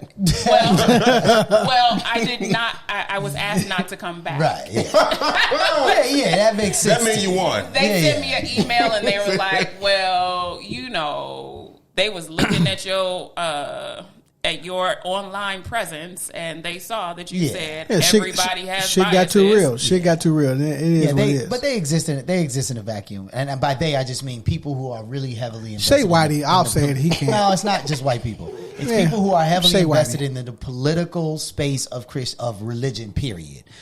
Christianity specifically has an impact in America because that's how it's not our religion. Well, not just America though, too, but yeah. But to that point, and fast forwarding some of that same experience to what we were talking about earlier, right? So like with CPS right now, right? And we've been discussing the strikes. Are you really gonna just do the kid thing where you mimic me? Like, that's a kid. What are you doing? Tag me in. No, tag me in. I'm with that shit. I'm with that. I'm with that. Go ahead. Jesus, it's actually annoying. I haven't been mimicked since I was like 9. Welcome back. It was my sister. I'm here now. I'm 43. Welcome back. Jesus. But the point is, this shit's fun. You were definitely excuse his childish behavior. Wow. So with unions and strikes and everything that's going on with the pandemic, how do you? I mean, like right now, let's just say you're doing a workshop with a school and policy, procedures, practice. How has that changed at all given what's going on with the pandemic and given everything now, or is it still? Man. Is it like heightened? Is it less? Is it?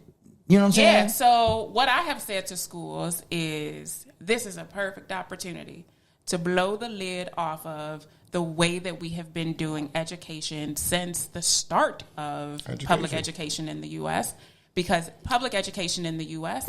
has been, again, inherently racist and classist, right? So here's an opportunity to do something different. Unfortunately, my experience has been people are clamoring to get back to normalcy. And what I have said is that normalcy is harmful. Normalcy has always been harmful. And so this has provided me, the pandemic has provided me with the ability to say those things out loud. Some people, whether consciously or unconsciously, reject it because normalcy is easy. Right. Normalcy is like, we have a curriculum. That's your comfort zone. That's a comfort zone. Like we have a curriculum. We have the way that education has been working since public education in the U.S., right? Since the inception of it. Since the beginning. Since really the end of the Civil War, the way that we have been doing public education. And so whether we're talking about K through 12 or whether we're talking about higher education, we have the opportunity to do something completely completely different. Yeah. I'm glad you're Ground zero. I'm glad, we're literally like. Whoa. They say that shit about, Did you hear the silence? That was no. I raised my hand, so she recognized that fact. Like y'all didn't. So okay, I have a question. The fuck? I feel like I'm in the classroom. Welcome back to spring semester. Exactly right. When you said K through 12, it made me say, well, why? She meant kindergarten through 12th grade. Why the fuck did we stop counting after 12? And then, because you use higher education. The worst question. No, in my mind, it's stupid as fuck. Why can't I be in 13th, 15th grade? Like, just bully you like that, bro? Yeah, I raised my hand, man. I cannot believe that's your actual question. Are you just trying to be funny right now? That's legit. I think the distinction. It is. The distinction is K through 12 is expected to be like mandatory. Yep. And higher education is. Listen where I'm going. Why don't we call college 13th grade? But listen where I'm going. Listen where I'm going. I don't want to laugh, man. Who made these rules that it starts at K, it's now 9th grade, now you're a sophomore, now whatever the case may be, right? I'm asking, if I'm a college freshman, right? Why is it not 13th grade? I've been taught. I've been taught. You said it in an elaborate way. You did kind of an elaborate way where it may have been worded differently, but I see what you're saying. Yeah, that's it. I mean, there's no deep dive on it. This is literally the dumbest question that's ever been asked on the Corner Convo. We've been doing this for 2 years. There's no dumber question I've ever heard. No, that's actually a real question. There is no dumb question. That's your fucking problem. That's your fucking problem right there. MAK-NAGY. Dumbass question. There is no dumb question. There is no dumb question. There is no dumb question. I mean, I think. Well, I don't want you to answer it for real. Hold on. What did you say? So the answer to that is that K through 12 is expected to be compulsory, right? Like you're expected to go for the listeners. Yeah, Thank we're you. Expected to go through K. Well, we're expected to go first grade through 12th grade. Kindergarten is not compulsory, although we have kind of made it compulsory. And they have graduation for that shit. That's just stupid. Yeah, and actually, what's happening now is that we are making pre-K compulsory, right? We are saying that if you don't go to pre-K, genius, and you won't qualify for certain kindergarten. And anytime, like I hear that argument, I'm like, I did not go to pre-K. I was too old to go to both. Yeah. And I am smart as shit. Yep, I'm smarter than definitely these two guys. My kids, according to you, my kids didn't. My daughters didn't go to pre-K, but yeah, like kindergarten is a fucking aggressive. Okay, babysit. That's babysit. I got anybody use the F word in kindergarten. I gotta get back to work. I'm dropping my fucking kids off at the babysitter, quote unquote kindergarten. I can teach them how to fucking count up to 10. Why so aggressive? It's just because that's related to capitalism. Thank you. I mean, money grab. Thank you. Now here's the thing. I am an educator. I absolutely love school. I love. We can tell now. We create spaces where kids love school. However, part of the reason why the school year is what the school year is because fucking capitalism, right? And part of the reason why we start the school day at like 8:00. Right, kids got to be there at 7. Talk about it. People got to be at work. Talk about it now. Talk about it. Time to go drop them off. Go to traffic. And even conversations about we need to have year-round school. Well, that's also related to where capitalism is right now. Because that means the adults have to be more expected to be at work. Part of the reason why we are where we are as it relates to the pandemic is because fucking capitalism. I don't know if you can tell. I don't know. I'm kind of anti-capitalist. Okay. And so maybe talk your shit. Yeah. Maybe not kind of. Maybe like definitely.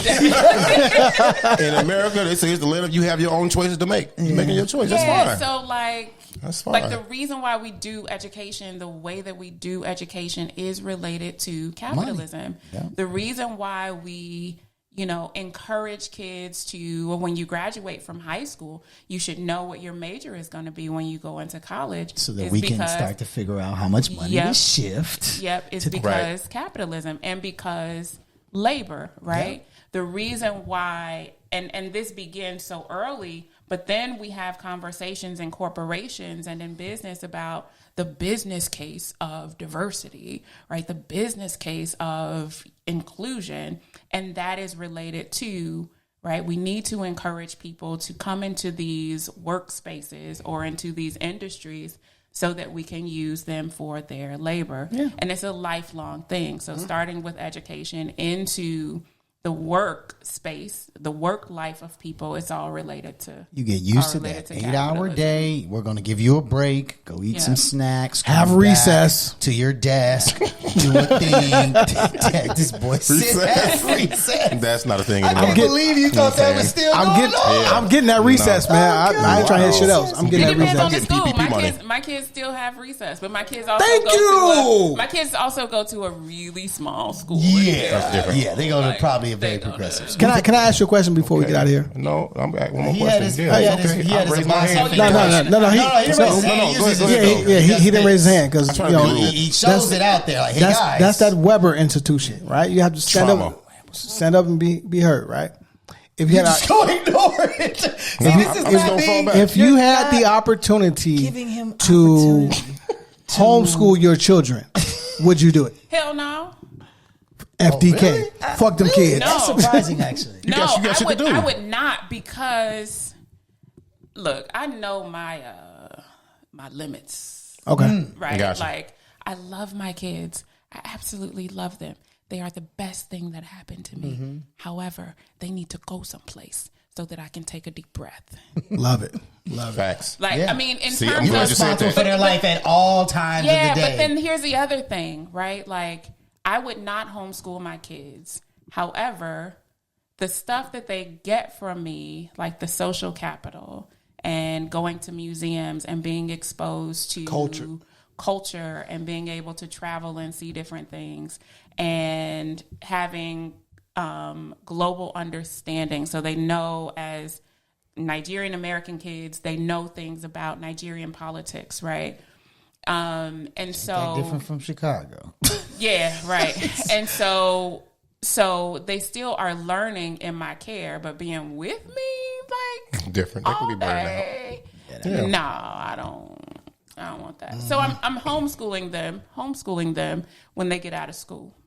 Yeah. Right. Go ahead. We need to homeschool our kids all the time. Okay. Go ahead, Dikembe. No, you finished? No, I was telling you. Not in the school sense, but a lot of these kids. No, I'm not done. I'm in my bag right now. Right. A lot of these kids don't have mothers, right? A lot of these kids definitely don't have fathers. Did you have both of them? I did. Me too. I was there. before you think about it. Oh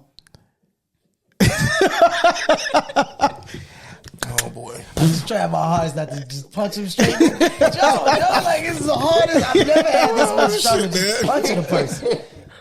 I'm sorry. Right. I'm done. Go ahead, boss. No, it's really simple, man. We've had a very serious millennial conversation at the same time since you've been in this chair, So, I work out. That's my release. Work out, listen to music. He wears many hats, and he's also a DJ. Reads books. He reads books. You know what I'm saying? DJ, he does read a lot. Amon works endlessly, and now he's took on a different hat, and he does what endlessly? He works endlessly. Facts. What am I doing wrong here? WAWKS walks. Walks. WOKS in Cincinnati. I don't know. So y'all handle that shit over there, okay? Motherfucker, and now in his spare time, he does what he does to help promote us, So with all the hats you wear, what do you do to decompress when your kids? Because you wouldn't homeschool your kids if you had the choice. You have to have your time by yourself. Mm-hmm. What do you do to decompress? You have to have that. Work out endlessly. And what working out has is various forms too, though. So yeah. I spend a lot of time at the gym right now because COVID, right? The gyms were closed, and all of a sudden, that shit hurt too. It did, and all of a sudden, I looked up and I'm like, okay, got a little thicker during COVID. But I work out for two reasons. One, I really enjoy it. Facts. Two, gotta love it. Because If not, the weight of the world. That stress relief is like real. that stress relief. The weight of the world weigh you down. How y'all know? Well, shit. How the fuck y'all know? What the you fuck, man? Not thinking I work out. First of all, just because I'm not trying to be the biggest man on the West Side, don't mean I don't work out. That's how I'm not looking like him because I work out. Draco. But anyway, you were saying. Yeah, but like working out is a really great stress relief. That's what I was saying. It does. I think too, I'm gonna bring it back, right? I think too that like if we assist Black kids with understanding the value of our mental health, and also helping them to understand that like, you know, sometimes in schools we get diagnosed with certain things, and that's a whole other conversation. But sometimes what's really needed is like, you know, how active are we? Are we using our bodies in a way that actually has an impact on our brain? And so that's what I do in my spare time. I like to take long walks. I would say that not long. Not long walks on the beach. I'm an Aries. Hit the end I'm of the an show. Aries. Yeah, we out of here, man. No, I'm not saying No, I got you. He was definitely ready to go. No. Long walks on the beach. No. Here's something that's really serious. Red about wine. that, right? What's the name of that song? My name is Jessica, y'all. No. You mentioned it, which is you said that the brain, right? And what we don't understand, what we don't talk about a lot. I say this all the time to teachers, to educators, to people, to parents. Actually, if your son comes home with a cut on their hand and it's really deep, or if they have some type of like random rash, and you're just like, oh my God, it's really annoying my son or my daughter, right? You don't yourself go, I got this, right? You go, nope, taking this to the medical professionals so they can tell me what to do, right? If, you know, your kid gets involved in something going on outside and they're like, well, wait a minute, your kid could possibly get 3 to 5 years. You don't go, nah, fuck that. I'll be the attorney. Right? But with education, we tend to find that if the teacher is saying to you, or the principal, or somebody in the educational space is saying, or the social worker is saying to you, listen, your kid is really not XYZ that. You go, oh, you don't know my kid. Now, I don't have children. You don't know my story. I don't have children. So the number one line used is, the first thing they ask, do you got kids? I got 355 kids every year for the last 10 years. That's my real response. I don't say that to them because I want to keep my job. But the concept is that what we don't understand, and I also think we devalue teaching in the educational space. When we talked about higher education earlier, we don't teach teachers that they are actually like sociological scientists. You are social neurological scientists. You are coming up with an experiment every day. Your lesson plan is, let me see if I give these kids this thing, if they'll do this thing. The hypothesis, right? The experiment, right? And then I'm going to track the results. And then based on the results, I'm going to adjust it. That's science. That's what we give scientists the full credit for every other research study out there. But we treat teachers as if they don't have science, and we don't train them to be neuroscientists when that is their role. I mean, right? a lot of times teachers don't really understand the structure of the brain. Because we don't teach them that in college. Yeah. That's not what we tell them. Go study Piaget. Go study Skinner. We don't tell them, no, let's focus on how the brain develops. And the reason I was even bringing that up is that the physical space, and it's actually, no joke aside, the recess conversation is really real here. Because when you do have constant and consistent physical activity, your brain is open now because you've released physical tensions and stress in places that you didn't know you had it. And the other thing that I have started incorporating into trainings with teachers, and then further conversations as well, is that for students of color in particular, but also any group that experiences marginalization, so LGBTQAI plus, or people on the spectrum, anyone who has some sort of neurodiversity, period. What we are doing in the classroom, right, is, like you said, it's kind of a science experiment.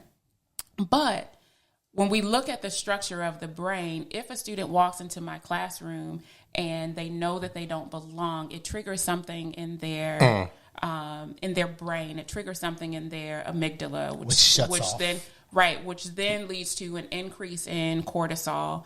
The cortisol is the stress hormone. Mm-hmm. So then, if my cortisol levels Which are is the opposite of consistently the dopamine, right? My cortisol levels are consistently high. My fight, flight, or freeze mechanism is always consistently on. Then that means I never experience a sense of belonging in that classroom, which then limits my ability to take in the information that the teacher is attempting to convey. That shit is amazing. Yes. And all that shit sounds amazing. And I know that there are people that I grew up with or peers that probably went through that. Mm-hmm. It's foreign to me because that shit never hit me, right? Am I selfish for even thinking that way? Right? Yes.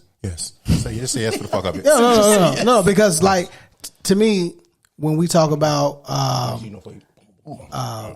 mental health and we talk about being mentally strong, right? For me, that part of the brain works fine. For someone else, it doesn't. Oh, okay. Right? I knew you was going to do it.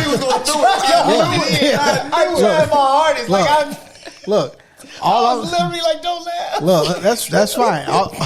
All I'm saying is those are real things. You started this though. Mm-hmm. Those are real things, right? You started it. And having children, I'm gonna be honest with you, dead ass. Having children opened my mind up to that is a real reality for the next generation and our children, right? Yeah. Because those thoughts and how you descripted that, it never hit me like that ever, right? I was like, all right, this shit is easy, like boom, all right, no problem, right? Was I the most focused student? No, but I didn't have those issues. I never thought that it was like you have something going on as my peer, right? You have something going on. But you can hang with me and this, that, and the third. But that was 20 years ago, bro. It wasn't as prevalent as it is now. So maybe your friends or teachers didn't know. You know, they couldn't recognize. You know what I'm saying? But I think that it's always been there. I think that they only referenced it one way. Yeah. Get the fuck over it. Yeah. Like you not go to this class at the end of the hallway. Yeah. That's it, right? Second floor, end of the hall. That's your class. Yeah.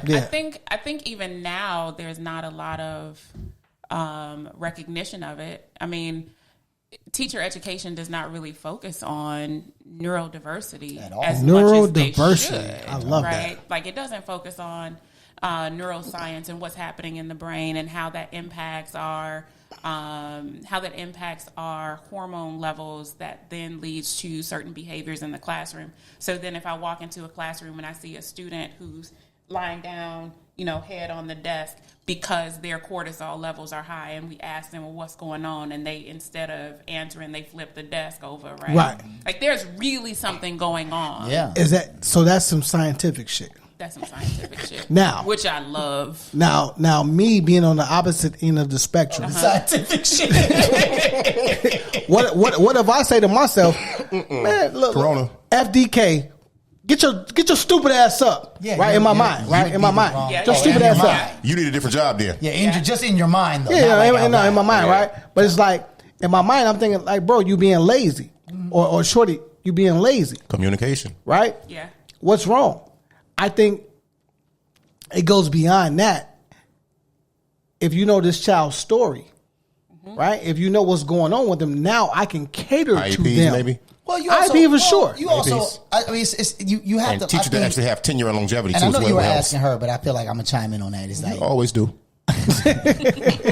You do. I was definitely doing that. But I'm just saying that, like, I think that there's a space where, in the same way that you know your child, over time, like you said, you get to know a child, right? So if you don't know this student, and as a teacher, right? Like I don't know most of the students when I first meet them, and I can't assume that in this 1 year. I mean, that's a whole nother conversation, Facts, right? Man. That's when we big talk facts. about high school, the best educational experience I had as a teacher was a group of students that I followed from freshman to senior year, because all of the things that we talked about in freshman year, we got to tie back in sophomore year. We got to develop a relationship in that way, right? So this idea that you only get a group of kids for 1 year, by the time you get to the end of the year, you just now got to the sweet spot. Or in higher education, I get them for between 8 and 16 weeks. Exactly. But then that requires something that we were talking about before we came back on air, right? Is that it also requires that I know myself, right? Facts. And so if I am a teacher, if I'm in education, regardless of the age, from K through the end of graduate school, right? 14, 15, 16. 25. If you don't call 25, thank you. Thank you. If you don't call this show 13th grade, I quit. So if MAK-NAGY on 13th grade. if I am a teacher and I see a kid whose head is laying down and I'm like, fuck them kids. Like, why the fuck? FDK. Right? Like, if I am thinking that, then I have to also know that my behavior is going to impact the way that I interact with that child. Okay. So then I have to be able to know myself and evaluate, how am I interacting with this kid and what is that related to? So real quick story. And this is a story that I tell explaining my own biases. So I've been a college professor since 2009. And so in my first semester teaching, I had a sociology of the family course.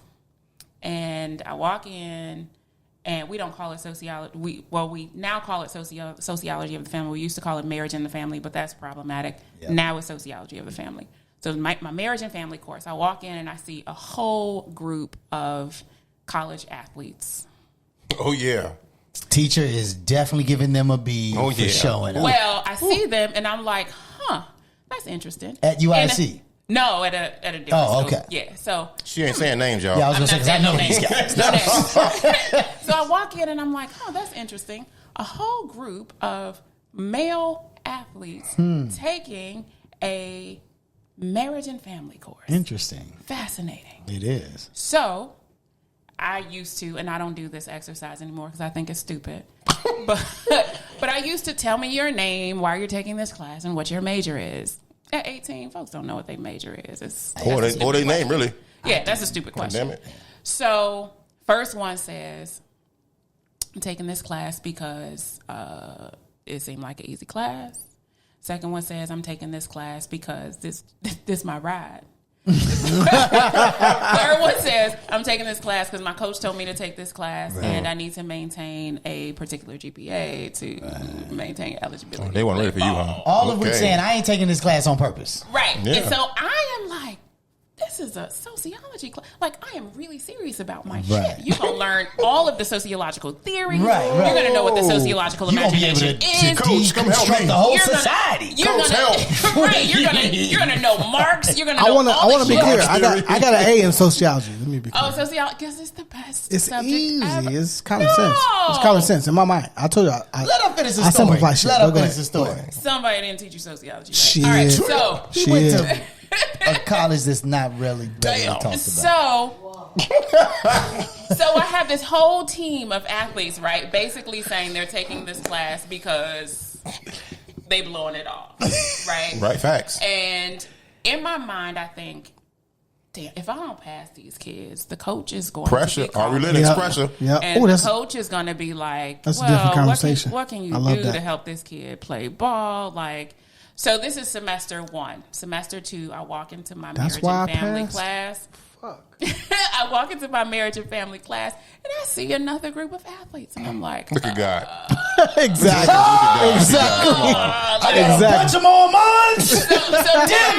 So now I'm like, I don't even want to ask them why they taking this class because my feelings gonna be hurt. Right. Because they gonna be like, I'm taking this class, this is an easy A, and you gonna pass me anyway so that I can continue to play ball, and I'm gonna be pissed because and you feel as a teacher and as a woman deflated because let her finish the damn story. I'm doing what you do. You're narrating the rest of her story. Well, really, I feel you can like tell me if you want to because they gonna really I feel like sociology is so fascinating and enlightening and like amazing that why wouldn't you want to take this class to understand sociological theory to help you understand your own family? Facts. Now, granted, I also recognize that most people are not taking any sociology class for that reason, right? Like they're not doing that. But that's what I want them to do. By the end of 16 weeks, that's absolutely what they're doing. Exactly. So that's semester 2. I walk in, I'm not asking no questions. Semester 3, I walk in, same deal. I'm not asking no questions of these athletes. Like, this is, okay, whatever. I know I'm going to hear from your coach.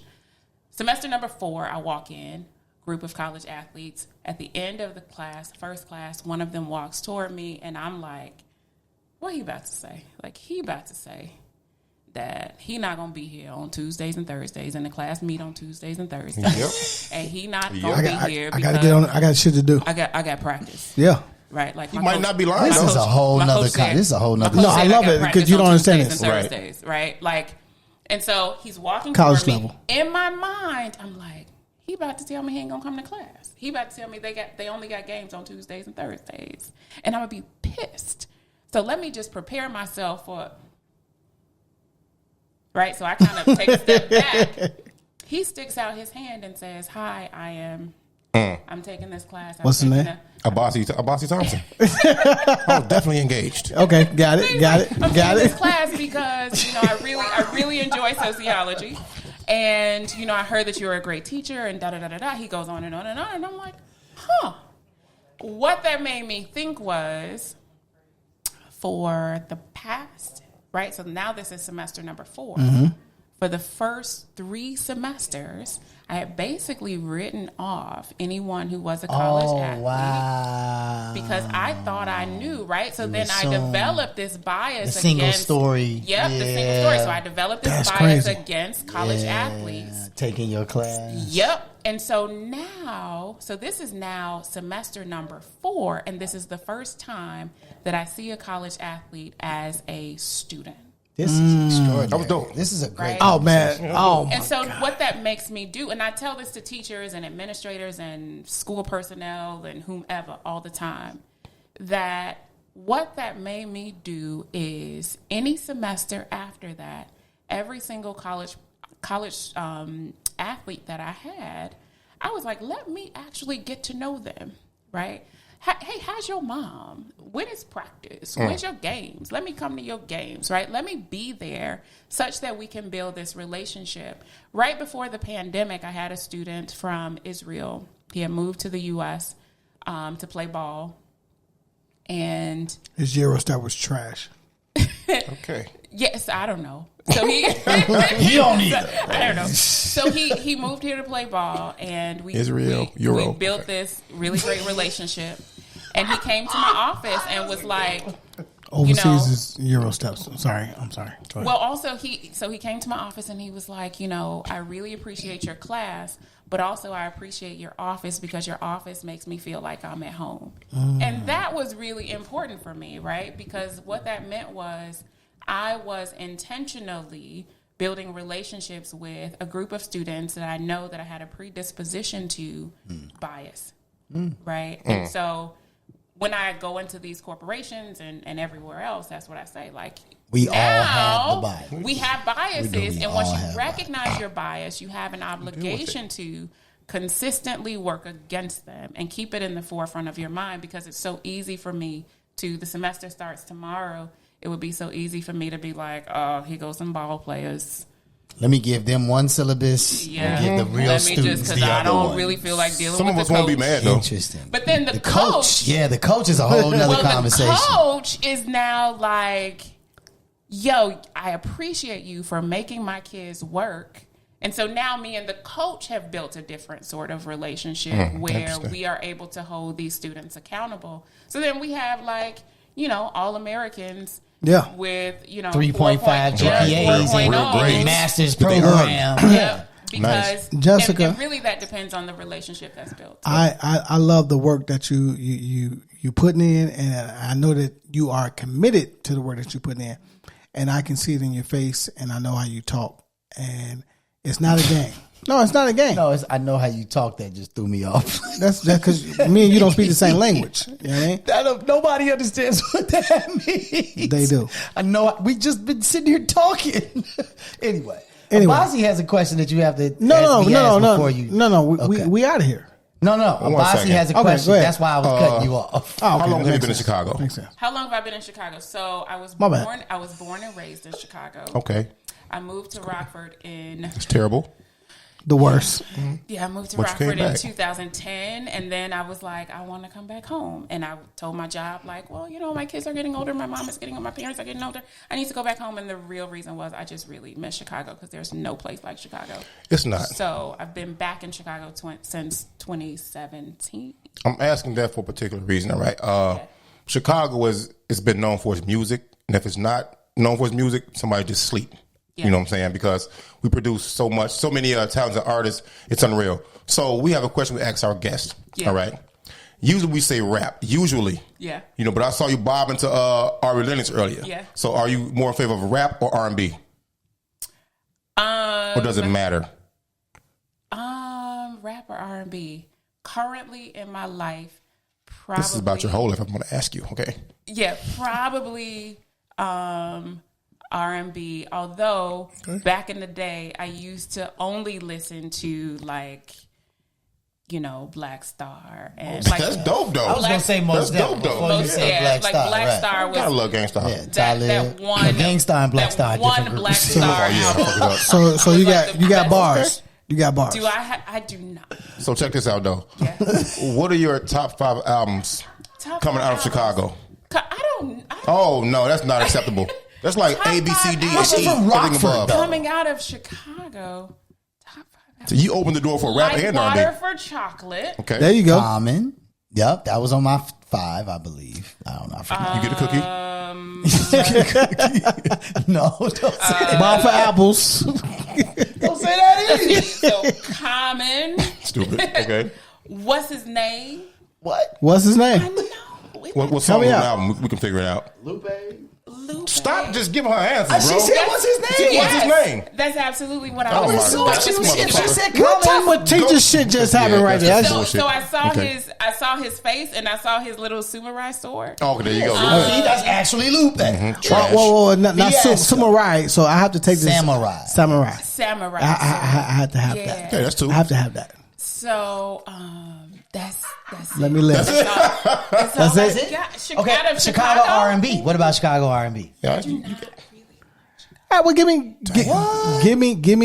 any R&B. Let's go. Let me see where you at. Okay, let's say that your top 3 artists right now. My top 3 artists right now.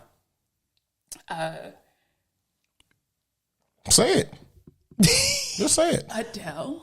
Okay. Nice. Suicide music. Right. He said suicide music. Adele, Ari Lennox, and Janae Aiko. Janae. I love Janae. Queen of toxicity. Wow. Janae. Yes. Oh my. It depends on where you look. Come on, it depends on what ear you're listening with. But again, those are my top 3 right now. They are dope artists, though. They are. Well, before he hits all the buttons that signal the end of the show. I want to thank you, Jessica. Jessica, for coming through. Right. You did not have to pull up, and you did. Your story is amazing. The work that you're doing is amazing, and it's not over. And I'm excited to see where you're going next, to be perfectly honest. We'll check back in with you, absolutely. Yeah, for real. You opened a whole new conversation with this college athletes and space. Because we never thought about that, right? Yeah. Who didn't? Yeah. I said we. I lived that shit. You split the dub. Yeah, and I scored.